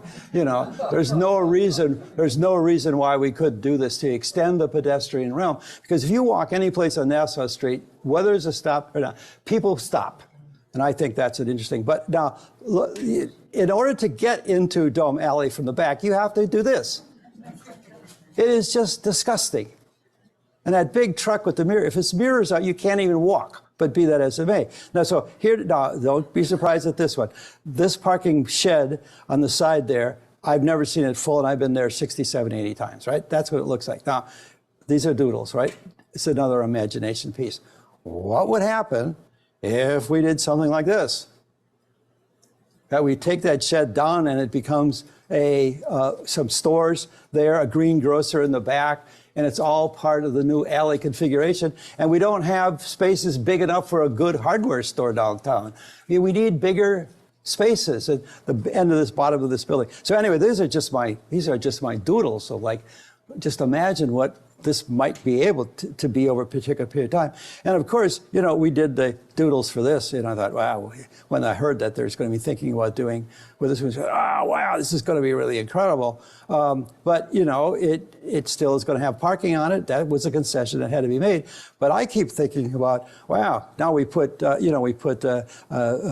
market lights across the top of this thing, and every Saturday we close it off for the farmer's market. So it becomes the space for the farmers market downtown by putting all those lights across the street. And of course, it's going to be much more beautiful when the trees go in and the lamps go in. But the market lights would just be fantastic on that street. And they're really doing a good job. And of course, they're extending it down. Now, the question is, should we do that? Should that be part of the master plan to be able to extend this kind of pedestrian realm? Okay, now, this is more controversial. This has come up almost every workshop that I've been involved with Princeton Future. Should Princeton have a green spine? And that green spine was first thought about for me when I did the Witherspoon-Jackson Visioning Workshop, way back when. Now, these are all the areas. Witherspoon Street came up as a very important area for them, and all the sites that they thought need to be redeveloped in some form or another, and you'll get into that later. But these are the dangerous intersections. That's where the trees need to be planted, and that's where the curb needs to be replaced. That was all done by that community there, which makes perfectly good sense. But when we did the susceptibility to change, which Carlos will talk about a little bit, this was done by another workshop. They said, listen, Witherspoon needs to be a green street. It needs to be a green street coming from the northern gateway on. And you're going to see this, which will be a bit of discussion from one of the workshops. All the red is highly susceptible to change. The orange are somewhat susceptible to change. And people told us this, that this is not something planners came up with. But what was fascinating about it is that when we synthesized everything that people had said to us, here's what they said. The number one is prioritize wiring underground. And of course, you can't do that because it costs $350 million or whatever it is. But the reality is that people want to see that one street with the wiring underground. And perhaps it's too late to do that. I know we tried it on Bank Street, but for me to get wiring underground, it would cost me $140,000 that I would have to contribute in order to get it in front of my 2 units that I own on Bank Street, which I thought was disgusting. Now you go up there and all that ugly wiring is still all up there yet. But look at it, more trees, upgrade the sidewalks, add texture to the street, limit the parking, improve bicycle access, historic street lighting, more housing, retail and service cafes, and gathering areas. I mean, it was like people just were throwing these ideas out. And I think they, quite honestly, were really some pretty extraordinary set of ideas. And of course, we did doodles. Oh, wow, hey, that's a street now. So what would happen if we did a curved street? Whoa, that'd be kind of cool. What happens if we just would do markers across the street? That'd be kind of cool. And a bicycle path. And what happens if we created a waiting area for all those guys looking for work? But then what would happen if we just would green it to the point where it was, and now is, there's 3 people bid on this thing.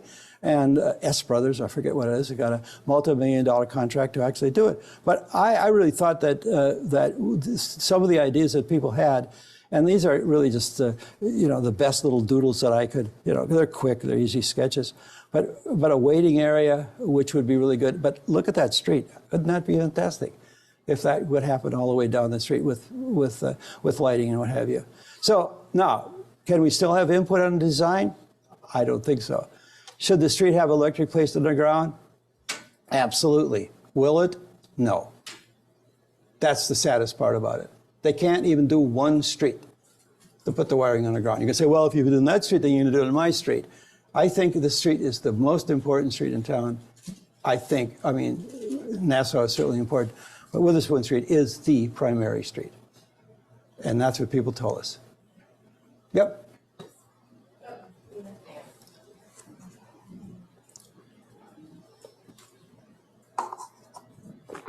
I just want to say with the Witherspoon Street, burying the wires was the top priority for me, and we spent many, many hours. We went to the top levels of the state, the governor's office, our representatives. We had multiple meetings with the Board of Public Utilities, with PSE&G. If there was any way to do it, we would have made it happen. It really personally broke my heart that we are doing all of this. We're spending millions of dollars to enhance the street, and if you look up, it's still gonna look like you're in jail.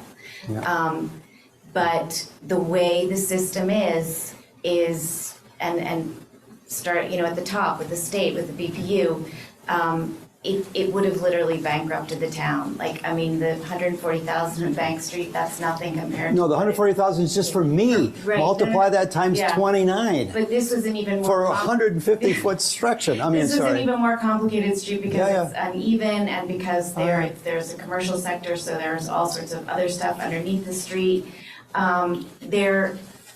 Maybe 10 years ago, there was a meeting in this room in which there were many Europeans who came to talk about how this is handled at the state level. The state prioritizes and funds putting the wires underground.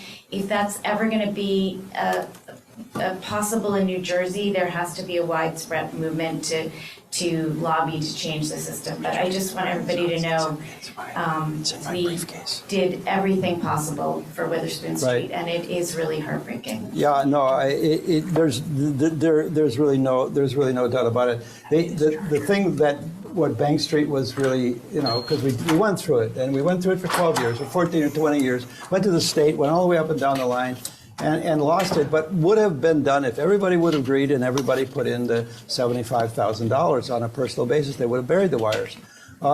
You know, and the only other alternative to that, Mia, and this is just a thought on my part, is to have them raise the wiring with huge poles so it's well above the tree line. Don't leave it in the middle of the tree line. Have them replace the poles. They could, well, what you have to extend, some of the wiring has to be extended. Sure, the wiring has to be extended, but so what?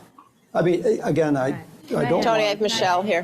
I don't want to get on a, but really, at least anything that you can do to be able to, anything you can do to be able to get the visual corridor open is the best way to do it. If you could do that, and high wires would do it. Yes. Yeah, just to add in, because we kind of tried every which way, and because the wiring there is so old, Yes. it's a completely different system than it is downtown, where you have the wires buried.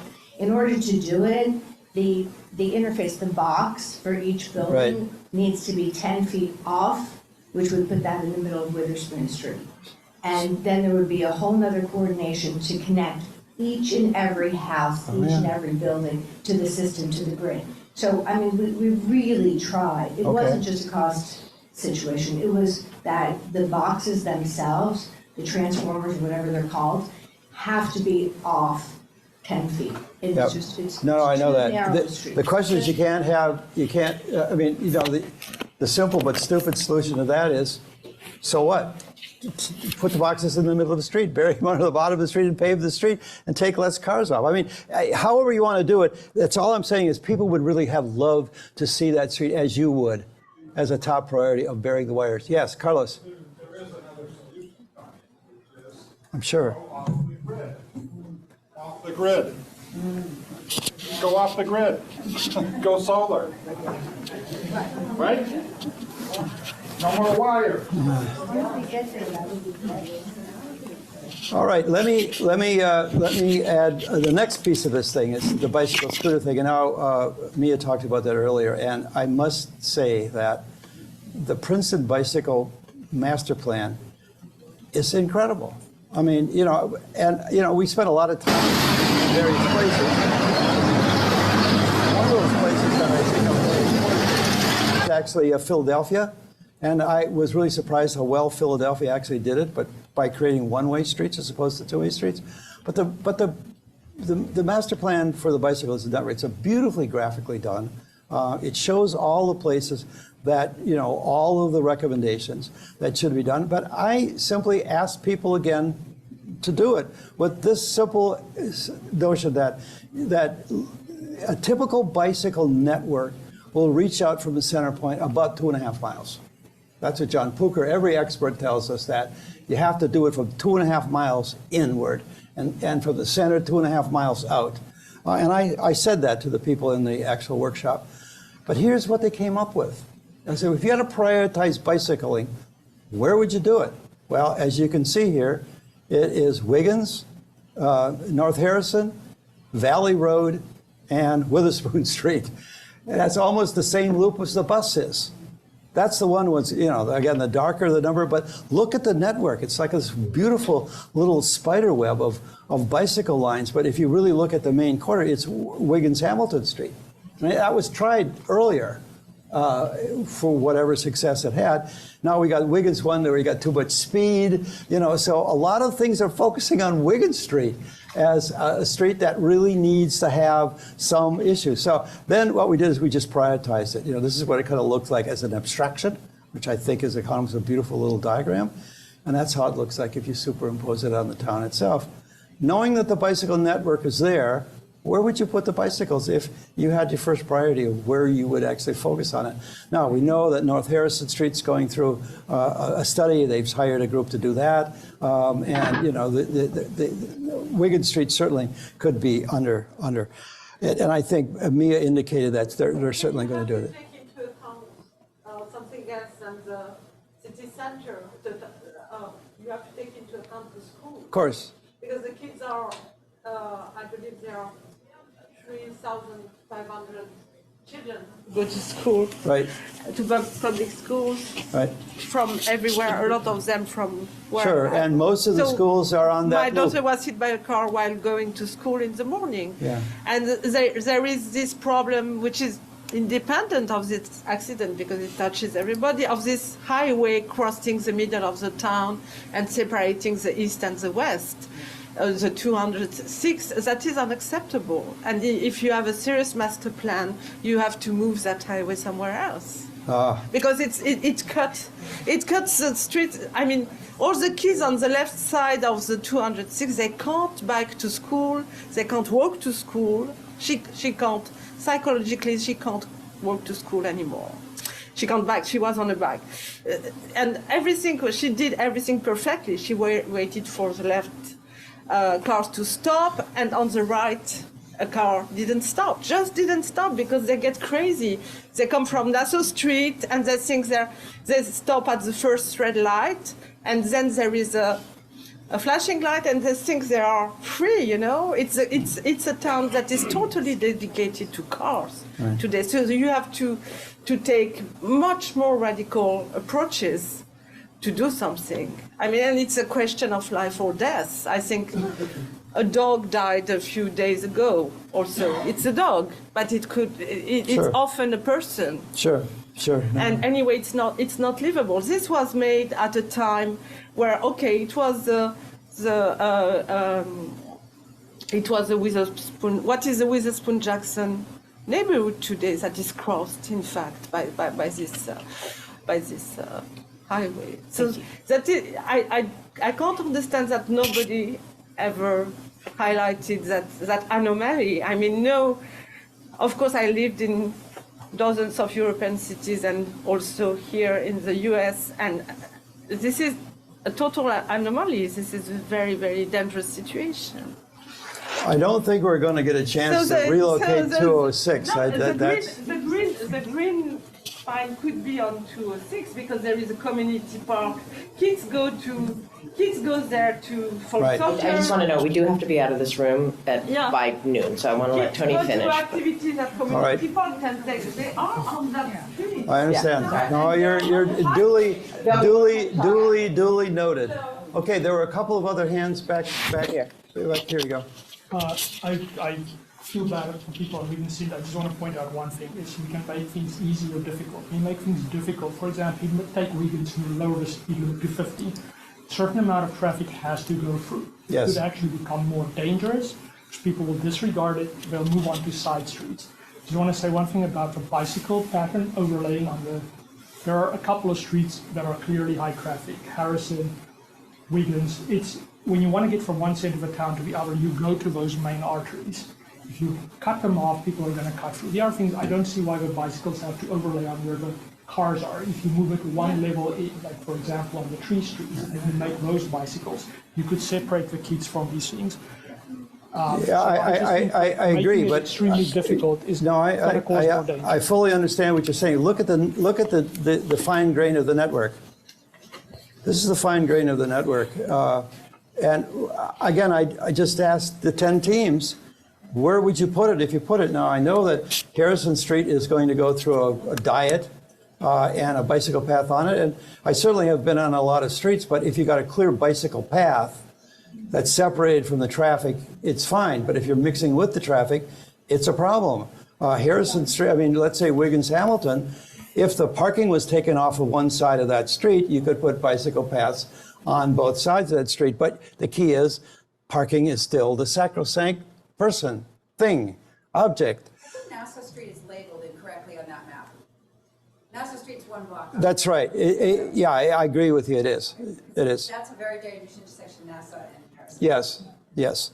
But anyway, look at the fine-grained network. But this is the big network that people said, and I think it can be designed to make it safe. But look at the Witherspoon one. Not only is it Green Street, but it also has a major bicycle path on it. And of course, if you really look at this network, the high school is within, you got 4, 5, 6 schools that are in this loop, inside the loop. So anyway, again, it's not something I'm proposing. It's just something that I'm just telling you what people have told from the workshop. Now, yeah, but who came to your workshop? I mean, you obviously didn't. I mean, you're not taking all the proposals. I know, but I'm just saying. You're not, maybe you don't have. Yeah. No, I was not. You did not sign it. No. That's why. No, I was not invited.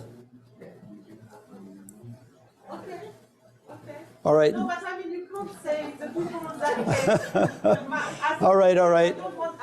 No, we understand. You understand where you're coming from. That they make that decision, and it's the one of the whole town. That's just the bias. I would love to have all 6,000 people at a workshop. I think the biggest workshop I ever did was 4,000 people. But we could do that. But I'm just telling you, this is what people said. Okay, there you go. Yes. Can you put the last slide up? 'Cause I just wanted to Which one? That would actually go back to just right there. Right, oh, that, This one? right there. Okay. So, thank you. Chris Myers, I live on 673 Prospect. We used to live on 803 Princeton Kingston Road. I love the idea of more bike networks, and I just wanted to point out one thing.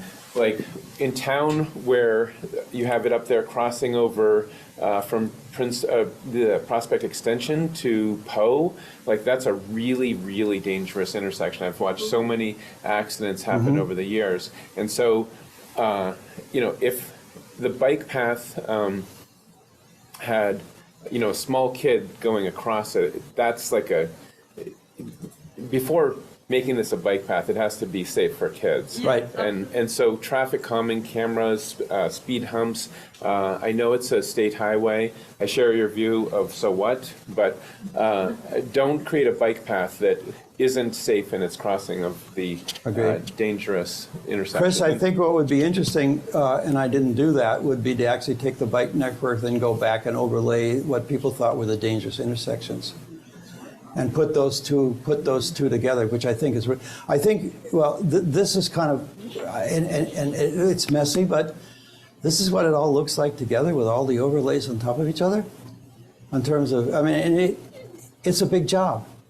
This is going to be a big job to be able to coordinate all these things: the intersections, the bike, the transit system, the loop, the pedestrian improvements, what have you. But to me, this is really like the most extraordinary drawing.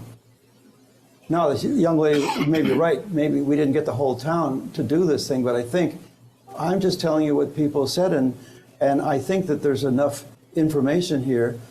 And if they're going to hire another consultant for how many hundreds of thousands of dollars to do this, it seems like a lot of this work has already been at least thought about, and I think it might be a good takeoff. But I would be really disappointed if all of these things that were talked about with you guys today are not included in this actually plan. And I think that in order for Princeton to become something, I mean, it is really a special place, as you all know. Oh, everybody loves this town. You know, I'm living here, you all living here. But it could be something even more incredible. And the university has showed us the way. Everything that they've done over there is absolutely correct, from the solar to the geothermal to the cars to the parking to the circulation system to the good landscaping to the decent architecture. And on this side of Nassau Street, or what I call the kingdom over there, is very different than the rest of us over here. I just think that there's a possibility, if this is what the people want, and however you tweak it, there may be lots of tweaks that have to happen in here, but nonetheless it gives us a foundation and a framework from which to go. And you know, there it is, as simple as that is, and here are all the pieces overlaid on top of each other. In terms of the number of things that people said. I think it's understandable. And of course, again, if I look, the question that was asked a little bit earlier about, you know, how many people we serve, if you look at that 5-minute walking distance around it, but then if you add the 10-minute walking distance around the thing, and the thing is available almost the second you get to these transit stops. Nobody's going to wait more than 1 or 2 minutes at these transit stops. Look at how much of this town we got covered. And then if you overlay the on-demand system on top of this thing, we got everybody covered. Yes? Sorry, I just have to say, on the other side of Nassau Street, it's not a democracy. They decide what they're going to do, and people fall in line. That's what I said. It's not how it works on this side of Nassau Street. Well, I know that. It's a much That's why I called it a kingdom. complicated process. Also, I mean, you're talking about transit. The university has just invested a fortune in these large electric buses that have a long lifespan. That's now something that has to be incorporated into the planning to the extent that they're ready to share that with us. They're not going to replace those in the next 2 or 3 years with smaller buses. So there are facts on the ground that we, you know, like burying the wires on Nassau Street, just not an option. I think this is a great presentation, but I think we need to focus on what's possible. Like, the university has bought those buses, they're there. We're not going to bury the wires in Witherspoon. Let's focus on what we can do. Let's take the bury the wires in Witherspoon out. We know that's somehow or another, if we had enough money, we could do it, but we can't. We don't have enough money to do that. So we'll bury the wires. Okay, we're going to have the wires up there. Can I say one? And we're not asking the university to give us the buses. Why would we do that? Right now, just from the bottom line, they got all those surplus buses sitting out at the Hyatt Hotel. Surplus. They're not the electric ones, but they're all sitting there. The question is, could you actually implement something where they've already amortized the cost of those buses? I don't know. You guys are negotiating with the university. On the other hand, let's assume the kingdom is just the kingdom. It'll always be the kingdom. They'll never really give us much in terms of what somebody called tips, right? But meanwhile, you got all of this stuff that has to happen. In fact, you know, I would imagine Witherspoon Street, it's probably from some grant. It's probably from some grant. I mean, you know, big amount of money that come in from the state to do this stuff, because the town can't afford to do that on its own. So what you got is really a question of, can this thing be somehow or another both micromanaged, or could it be financed in some way that it would be viable? And I think that's a really legitimate question.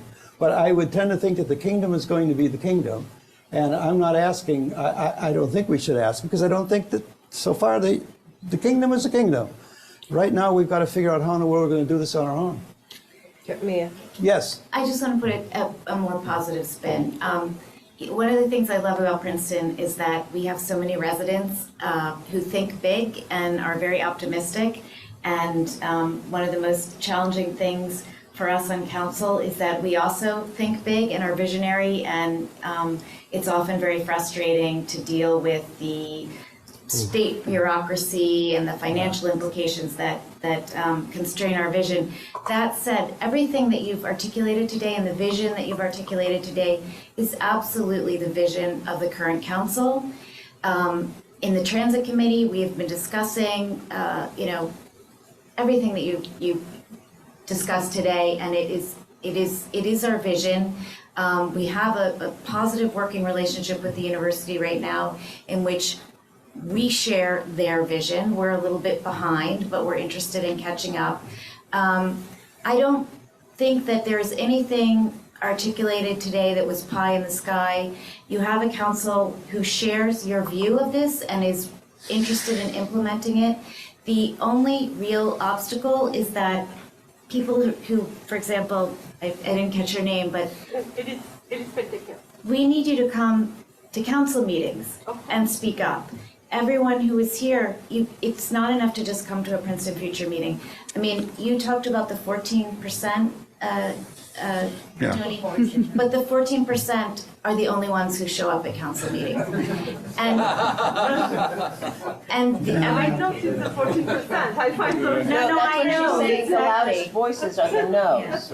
And everything here requires staff time,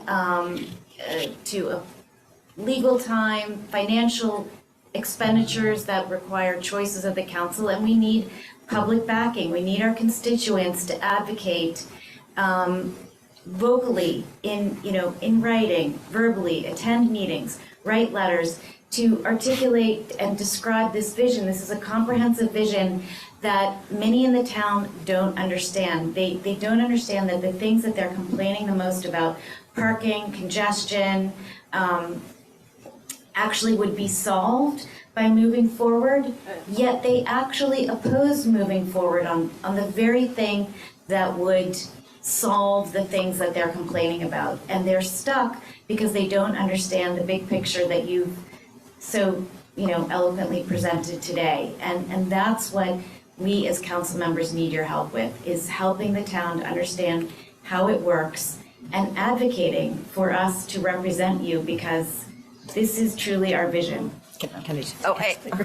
Sorry, I didn't mean to be negative. It's just, it's hard to be compared to the university when they have, virtually limitless funding and also the power to just say we're doing this. So I think everything except, integrating the transit system with small buses everywhere and the underground wires on Nassau Street is all really appealing. So I didn't in any sense need to be negative about that. I'll be with you in just a second. I have somebody in the back who's raised their hand for a while. No camera. First of all, I appreciate Princeton Future having these sessions. I also appreciate the council members and others who are here. So but I feel that I'm edging very close to the 14% that you spoke about, and it's not like the old Groucho Marx song, whatever you're for, I'm against it.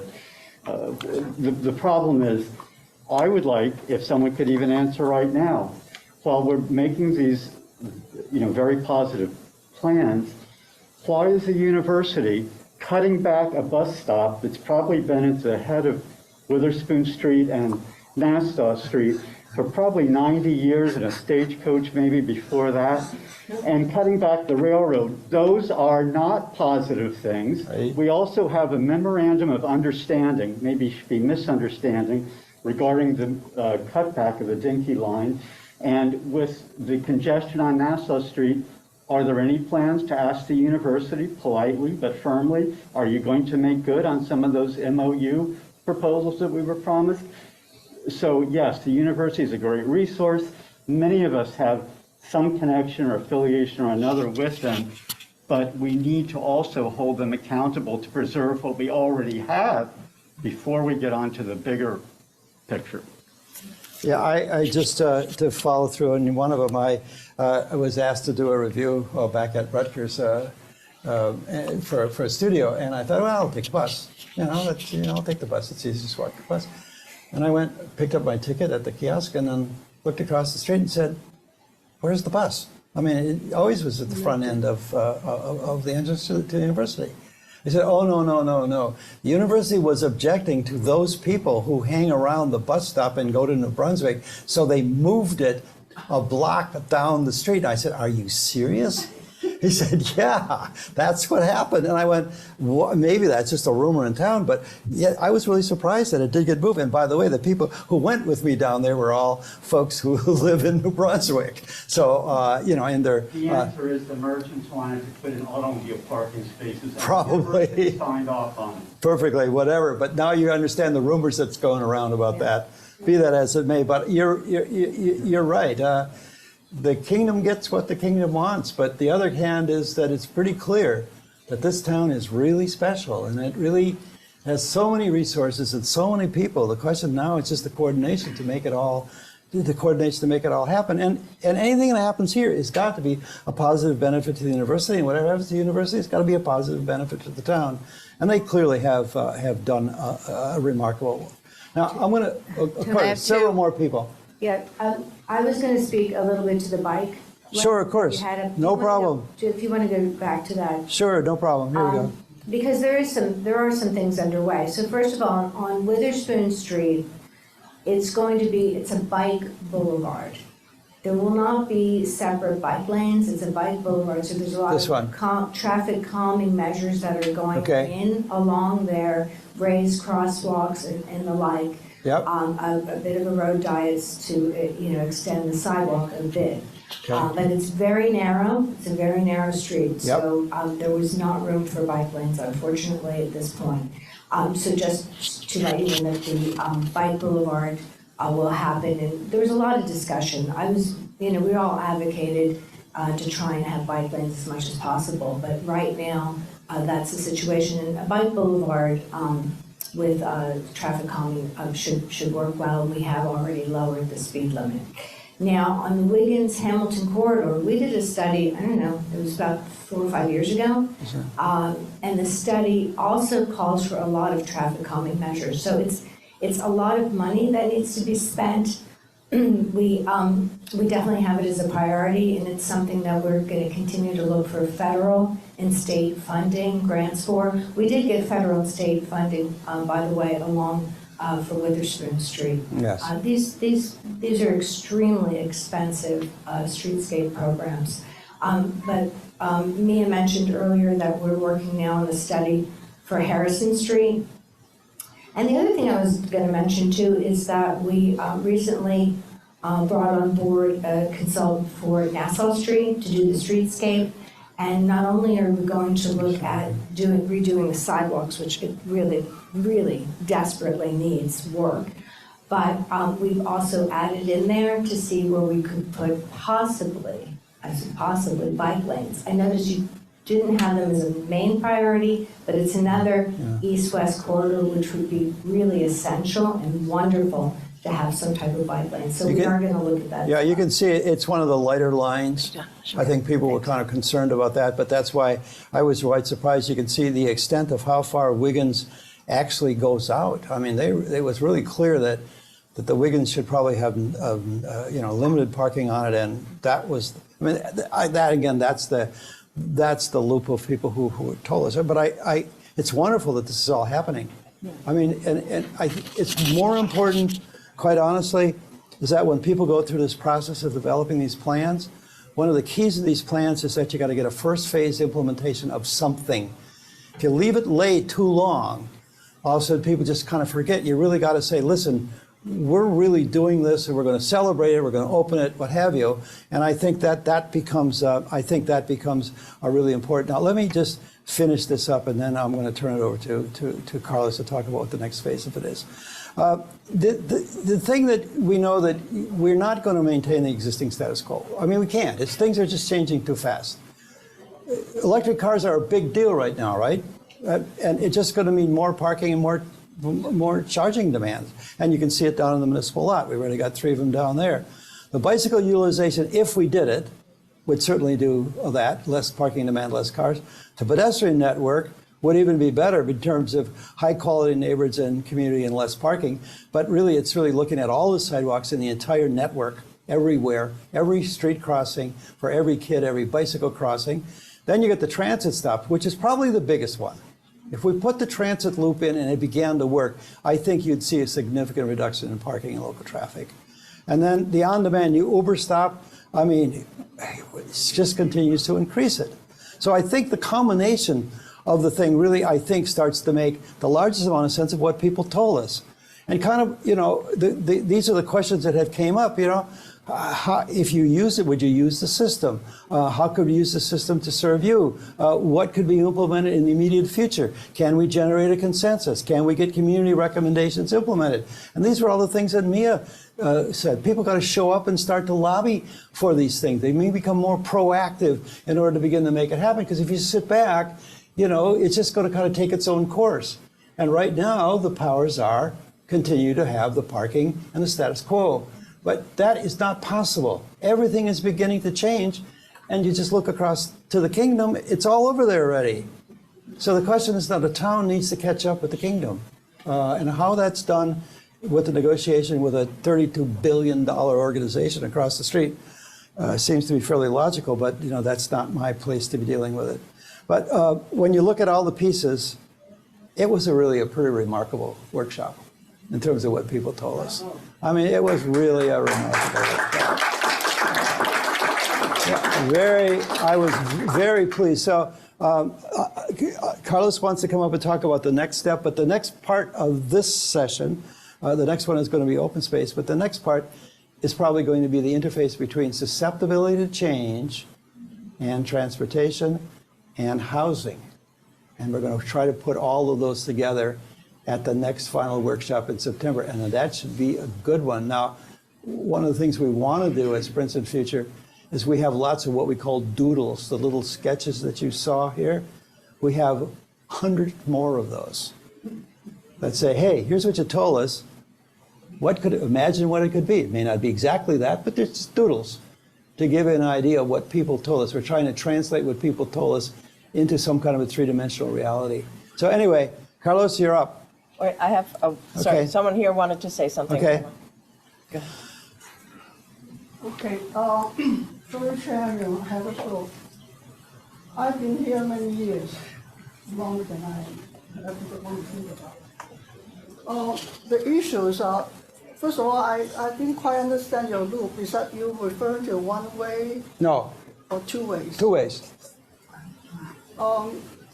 The issue is that it works okay if you have only small bags or carry on, but if you intend to take have a heavier luggage going to train station and airport, it's just not practical. Even walking 5 minutes is not so easy because the sidewalks or some don't even have sidewalk to drag along those heavy luggages, suitcases. So that's a different issue, but I'm saying that practicality is need to be addressed. On the parking, you can, this is more theoretical, say, underground parking, but are you aware that Princeton underground is very susceptible to flooding? And if you have a power outage, the pump won't work. Okay, you have a swimming pool. This Spring Street parking lot, parking street, took about a couple of years before they got the basement system working.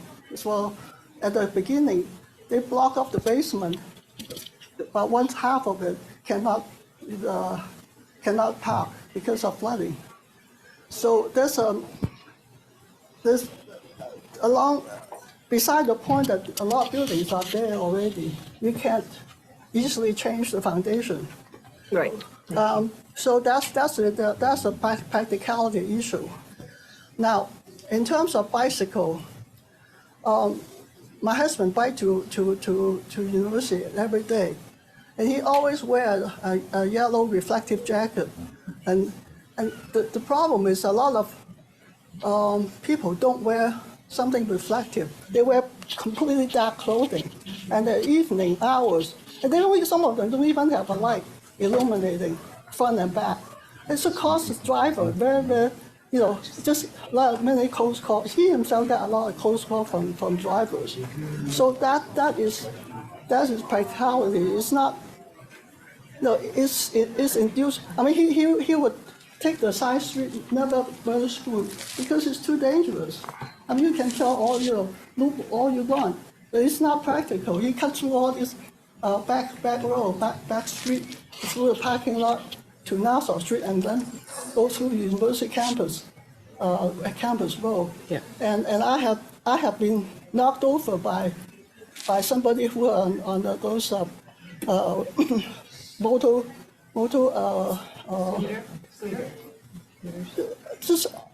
I was just getting off at Weatherspoon Street we could pull over. I could get off. The guy just came down the slope on Washington Road, and I almost got knocked over. I just barely managed not to be knocked over.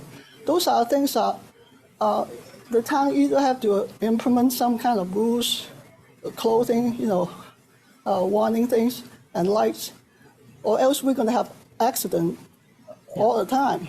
Yeah. So that need to be addressed, okay? And we just have too many close calls.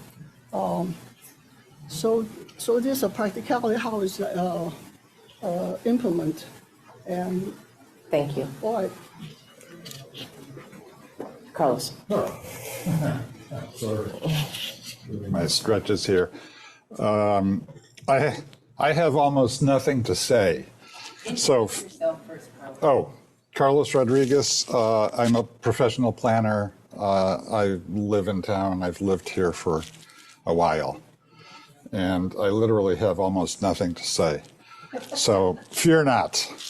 But what I do have to say is, so we had this presentation which focused on mobility, right? Now, there's the other side of the coin. That's land use. If you go to any planning school, any decent planning school, you soon learn that the connection between land use and transportation circulation that's it. That's the entire game. It's the alpha and the omega of city planning. You get that right, it all falls into place. You get it wrong, you get what we have out there. So it's something to pay attention to, very close attention to. Now, folks who have something to do with planning in New Jersey know that the master plan, municipal master plans, as outlined in the municipal land use law, have a list of elements, some of which are mandatory, some of which are not. The land use plan element is mandatory because it's the basis for the zoning. The circulation plan element is not mandatory. And there is nowhere in the municipal land use law that says that you need to align your land use plan with your circulation plan. That nexus doesn't exist legally in New Jersey. And, I'm out there many nights a week at hearings all over the place on planning issues. Nobody is connecting the dots. Nobody is connecting the dots. So the dots do need to be collected. One of my first planning assignments, when I was still in architecture school, was doing ridership forecasts for the Lisbon subway system. Now, we didn't have computers. We didn't have GIS. We didn't have any of that stuff. It was all done by hand. But we did have very, very granular data on transportation. We knew with a high level of precision what modes people were taking to go places, which is not something that we know in this country, right? You go to a planning board meeting, you have a traffic engineer testifying. They'll testify about the number of trips, vehicular trips, in and out of the site, and then where they're heading, right? Eastbound, westbound, north, south. Complete guess. Maybe an educated guess, but so we know very, very little. And with respect to pedestrians and bicycles, we don't even count them. So we're a little behind. But the main message is, if you don't put the two pieces together, the circulation system, the transportation options, and the land use in a way that makes them mutually reinforcing, you're going to lose the game. And that's what needs to be done. And so, not our next session, but some session later, right, in the fall? Well, Tony's session is in September. But In September. We are going to be doing one in May again. But the one in May is not related to this particular topic. So we will be trying to tackle this rather thorny issue at some point later this year. You're welcome.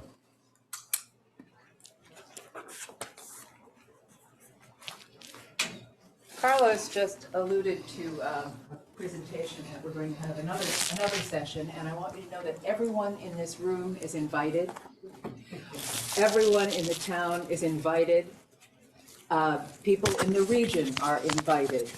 Our meetings are always public, and we always want to see as many people come who can, and as many opinions be stated as can. We are so lucky today to have had not only Tony's wonderful presentation, which reflected so much of what you said, but also to have Ms. Sachs and Ms. Lambros here, because as they both said, who am I missing? Ah, of course, I'm sorry. The political side of this, the people who want to help the town grow and prosper, need to hear your voices. And they either need to hear your voices here at a meeting like this, or maybe more important, they need to hear your voices at council meetings, stop them on the street and talk. They want to be politicians, they want to be political leaders, and they need to hear from you. So we're talking today about participatory democracy, and that's really important. So just look around, identify the people who can make things happen with you, and talk to them. Talk to them. Don't be just the 14%. Come out and state opinions. We will be meeting again here on May 13th, and we will be dealing with a little bit of the land use, and we have Rich, who is our wonderful person coming from the town? Cindy Taylor, open space manager for the town, and said she could come, yes. Yes, and we'll be talking about open space. So the land use subject in general will be a complement to this, and then in September, Tony will cover it all. I want you to remember the most important word from today is coordination. Coordination. It's coordination with the municipality, coordination with you, the town citizens, coordination with, as Tony referred to, the kingdom. But there are many kingdoms here, and one of the things that's wonderful is we have a town here where people are truly interested, and people are not shy, and that's very, very important, so speak up. I also want to alert you to another meeting that's coming up on March 18th, which is next Saturday, from 10 to 12 at the Municipal Building, and it's a community roundtable about the Princeton Theological Seminary development and future. So as far as I know, that too is an open meeting, and you are invited to that. But you will be seeing notices on our May 13th meeting. And Sheldon, is there anything else we need to announce? Well, I was just going to suggest that we're a little early, and there are a lot of people in this room who have not spoken up, and that's unusual. You've spoken up, but Peter, you haven't said anything. Michael, you haven't said anything. Anyway, I would like to have more people ask questions while Tony's here. This is a very important subject, and I'm sort of surprised here. With the housing meeting, the room was jammed, and people don't seem to rally around the word circulation. It doesn't speak to them. And we also have our wonderful new friend, Isaac Kremer, who's come from Metuchen and will be running the was first called the Princeton Business Partnership and is now called Experience Princeton. He's here. And I know there are a lot of you that have points of view, and I'm a little disappointed that more of you haven't spoken up. Peter? I don't want to refuse a prompt. I think that's very nice of you, Sheldon. One of the things that was peripherally mentioned today, and which I think is so much easier to do than some of the suggestions that have been made, which are really quite difficult, is a walkable and bikeable path through the town. And we talked about that before. We talked about the possibility of including the spaces that are now not very much used, the parking spaces behind Nassau Street, the part behind the movie theater, and they could be connected, and that has been mentioned, but nobody picked that up. And I thought I would like to do that because it is relatively easy. The spaces are there. They would just have to be adapted in a relatively minor way compared to some of the things that are really much more expensive and much more difficult. And I thought I'd bring that up and see whether there isn't something there that could catch people's imagination and provide something really simple that would change the town in a dramatic way. Thank you. That happens to be something that I think is a really good idea. All the buildings along Nassau Street have backs, and they could be opened into little shops and a walkway, and it would be a fun way for people to enjoy the town of Princeton. And if we really grow up, we could have something called the Princeton Ramble, which is a 2 or 3 hour walk down the Harrison Street, across the bridge over to the Institute Woods, back up through the seminary and Morven and Einsteintown. That would be a great thing. Is there anybody else who wants to? There you go. Christine Simonson, Head of Sustainable Princeton. Thank you, Sheldon. I want to mark it. I think one thing that I find very useful to listen to future meetings, and I hope others do as well, is the visualization that you do, the Tony's doodles and the images that you show are really important, because I think oftentimes we talk past each other or at cross purposes, and when we see things visually, it's much easier to have constructive conversations. And along those lines, I hope you're planning to do more of those walks that you had organized earlier. Walks to coffee, I found those very helpful, and if I want to put in a plug or a request that you schedule some more of those and take some of those paths or doodles that Tony really did a good job of visualizing, and walk people through those areas and show some of those images. I think that's a request. Excellent. Good work, Christine. We've got more people, so over here, left. Well, who are you? Hi, Bill Gray, Bank Street. One thing I want to add, I believe when we were talking about the hotel, Bank Street was pretty active, talking with the town council about that. And I think Tony mentioned the traffic study was from 2014 or 2015. We are inundated with scooters, electric scooters, mainly from the kingdom. And I think they have to be integrated into the planning now, rather than waiting for a study that costs money and takes 5 years. Thank you. Anybody else? You got something? Say your name, please. Sure, I'm Brian Levinson, and I know we mentioned the Dinky before, and I think Councilmember Sachs alluded to like a local organization. So several months ago, we started a group called Friends of the Dinky Corridor, and we just wanted to kind of express support for kind of the new vision that New Jersey Transit was putting out there, improving access between here and Princeton Junction, but also making sure to get pedestrian and bike access over there.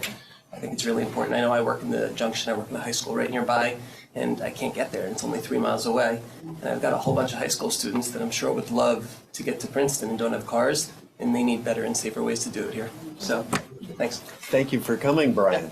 Michael, do you have something to say? You usually do. No? Not today, Sheldon. Not today. All right. Anybody else? Jerry. Jerry. This is Mr. Bike Man. Thanks. Jerry Foster, Princeton Junction resident. I'd like to second the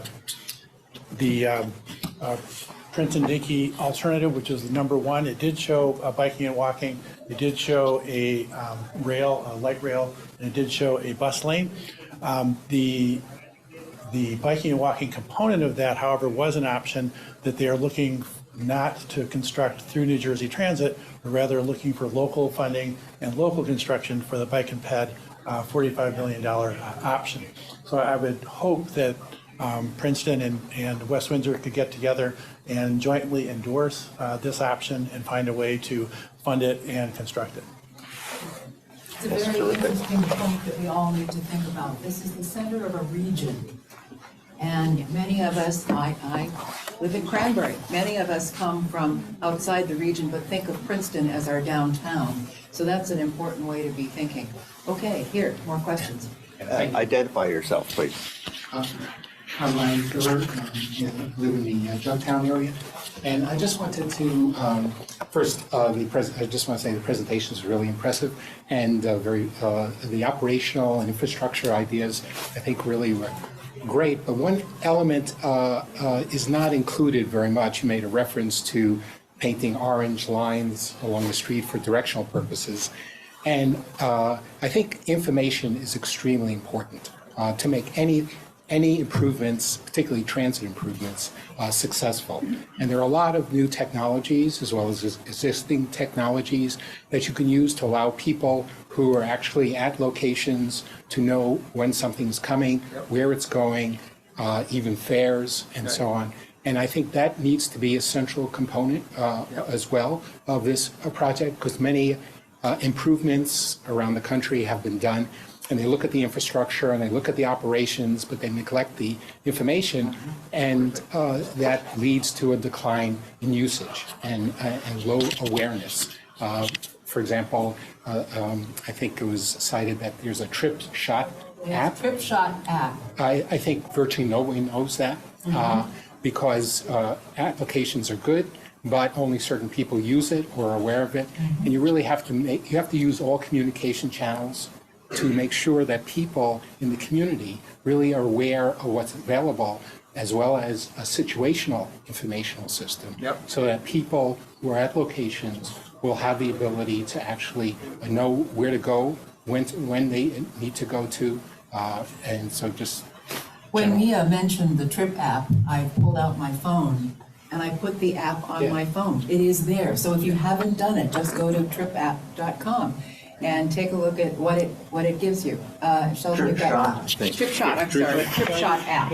You know, you were perfectly right about the whole idea of the information piece of it. And one of the things is, you know, when a bus is coming, where it's going to go, how long it's going to be there, and what it costs.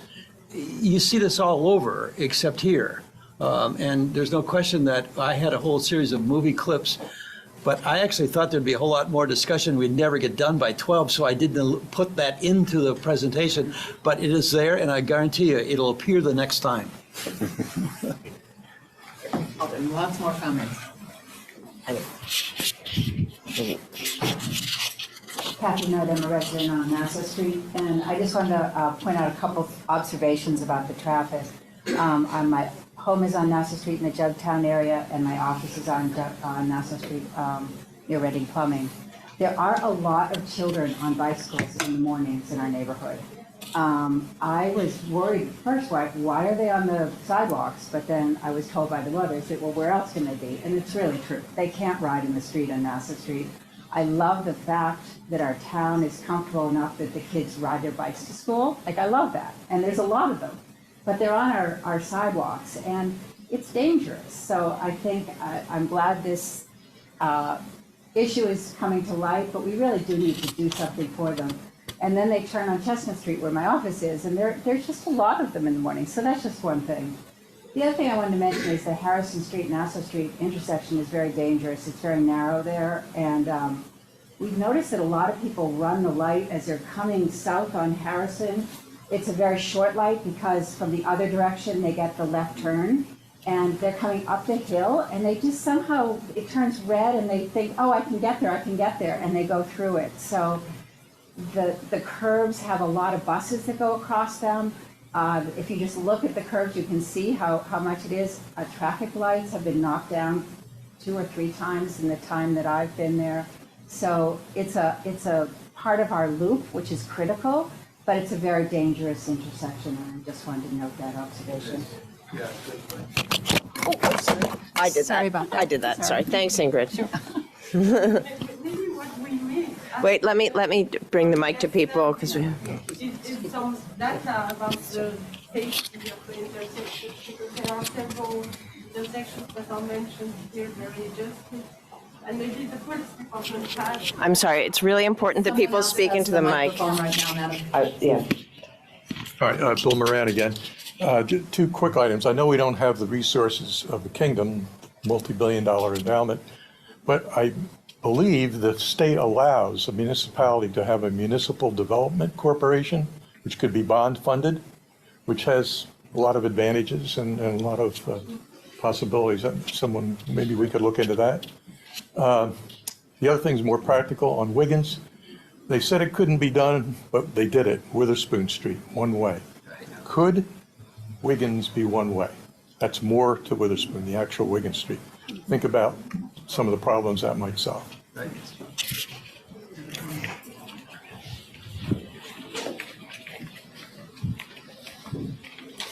We're going to wrap soon. Sorry, I just want to follow up on what you're saying. The bicycle riders, school kids, they're the customers. I think we should look at where they go. And just like you see, I had a son, we rode on the sidewalks. We went behind the street. So putting bike lanes on Wiggins, on Harrison, I keep going back to that. There are a lot of really good streets that are not as heavily trafficked. Princeton Avenue, Aiken, the kids know them. In the mornings, you can see them coming down our street. What causes a problem? At the end of Princeton, there is no crosswalk. The crosswalks are in the wrong places. The other thing is we have wide sidewalks. Lots of streets have 2 sidewalks. One of those sidewalks, like in Amsterdam, on the left side of the street, bikes. On the right side of the street, pedestrians. You paint one color, you paint one the other color. Why don't we just do that on some of these streets? We can start to funnel, instead of building expensive bike paths, taking away parking, simple things. Just give the kids, look at where the kids are, put some main roads are. They like to congregate, they like to travel in groups, put them on these streets that are not as heavily trafficked. The other thing regarding information about the apps, just want a small, again, something that's low cost. Put a QR code, like the Princeton QR code, on every sign that goes up. These apps change all the time. What was in use last week is not in use next week. Simple website, Snap, or whatever the current app is for the Princeton or the Tiger Transit. You just go to it, put your QR code up, immediately takes you to the app that you want. So I think there are some low-cost things that can be done to improve things pretty easily. You don't have to have small steps. And the last comment to your point, I like this idea of point-to-point. If there's one van for all of Princeton, 5 people will monopolize it. I think whatever needs to be done well. So a small step is good, but a small step that fails puts everything back. So something like one bus going around was a great thing, but if it's 20 minutes for circulation, you need to get there where when it starts working, it immediately works. Otherwise, it doesn't go. Sorry, that's my last comment. Other comments before we close down for the morning? Okay, we'll take this, 2 last comments. 2 last comments. Here we go. Well, here. Please say your name. I'm Joe Everwell, resident of Canal Point. I wanted to echo the point made about consistent bus schedules. And I think that any sort of land use planning should incorporate a low-cost solution of making the bus schedules more consistent, because studies show that that's the only way to really keep ridership consistent, like to have a schedule, buses that come on time. I find that the NJ Transit line is the best way for me to get to Princeton from Canal Point, but it's often delayed, and so that often discourages me from riding it, and I end up using my car, which contributes to the congestion here, and it's just not the best. So I think the low-cost solutions are worth focusing our time on if we're to take on the grander projects of the Dinky and all of the other transportation things we're trying to do. Thank you. Thanks. Thank you. Hi, thank you. Stephanie Gray. Tony, thanks so much for all those great images you shared with us. One in particular kind of struck me, and that was, I live right here, downtown Princeton. The buses are empty, and I work in the transportation industry for 35 years. And I'm just wondering, the genie is out of the bottle, so to speak. And I just wonder if within a certain distance of downtown, people aren't ever going to ride a bus, Lyft, Uber, the girlfriend who picks up their elderly friend and brings them down to Witherspoon Grill. I'm just wondering if we've really thought about that. Will people, at least within a certain distance of downtown, ever really get back into a bus? Maybe even post-pandemic. So I just encourage the thought of more point to point. And not only is he okay smelling your foot. Yeah, I think an integral Lyft, Uber, point to point would just be so vibrant for especially our elderly who aren't getting into cars after the sun sets, but they want to come in and have dinner. That's all. I just have that image of nobody's riding the buses. Well, except, outside a certain distance, of course. Okay, that's all. Yeah, I'm breaking my rule and doing one more person. I did just want to address the last comment. I really don't think it's a question of distance from town. It's a question that, it was a point that Carlos made earlier, which is that land use is key, and if there are places along a route that are places to get on and to get off because there are things to do, the bus will be successful. Frequency is something that's also critical. Frequency is sustainable when you have those land uses that support one another by transit. And then the other thing is, people say that they have a love affair in America with cars, but what they have a love affair with is affordable, convenient transportation. And they associate themselves with their cars as things that are have status and that are prioritized by our public realm. And one of the reasons that people are reluctant to take the bus is because there's nothing in the public realm that gives priority to people on the buses, and they don't feel like priorities when they're on the bus.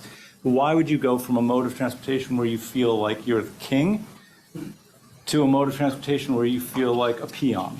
So if we turn things around, which is the point of many of the design solutions and wayfinding and painting the streets and all the separate elements that mutually together reinforce the idea that being on transit or being on a bike or being on foot is a priority, then people will like to associate it with them because they won't feel like, and I'm going to say a dog because that's what we say, but dogs are wonderful. So anyway, that's the last of my comment. Thanks. That's a very important point. We've heard some very important words today. One was coordination as being important. Another one was communication, information. That's a major piece that we don't share. The other thing we heard was practicality. The other thing we heard was convenience. But the big thing that's going to, I think, influence all of us over a very short time is the word sustainability. And that's going to drive us in new ways, and it's going to make us rethink our desire for being having the most convenient, elegant, singular solution to get somewhere, to being more willing to share. Tony, you did something wonderful today. Thank you so much for all the time you put in. It was great. It was just great. And another big word for today is participatory, so make sure to come again on May 13th. You know that these books are available, archived at the library. They are available. You can talk to Sheldon in the back if you would like one. And we've also sent you digital copies. So thank you for coming out. Have a wonderful weekend.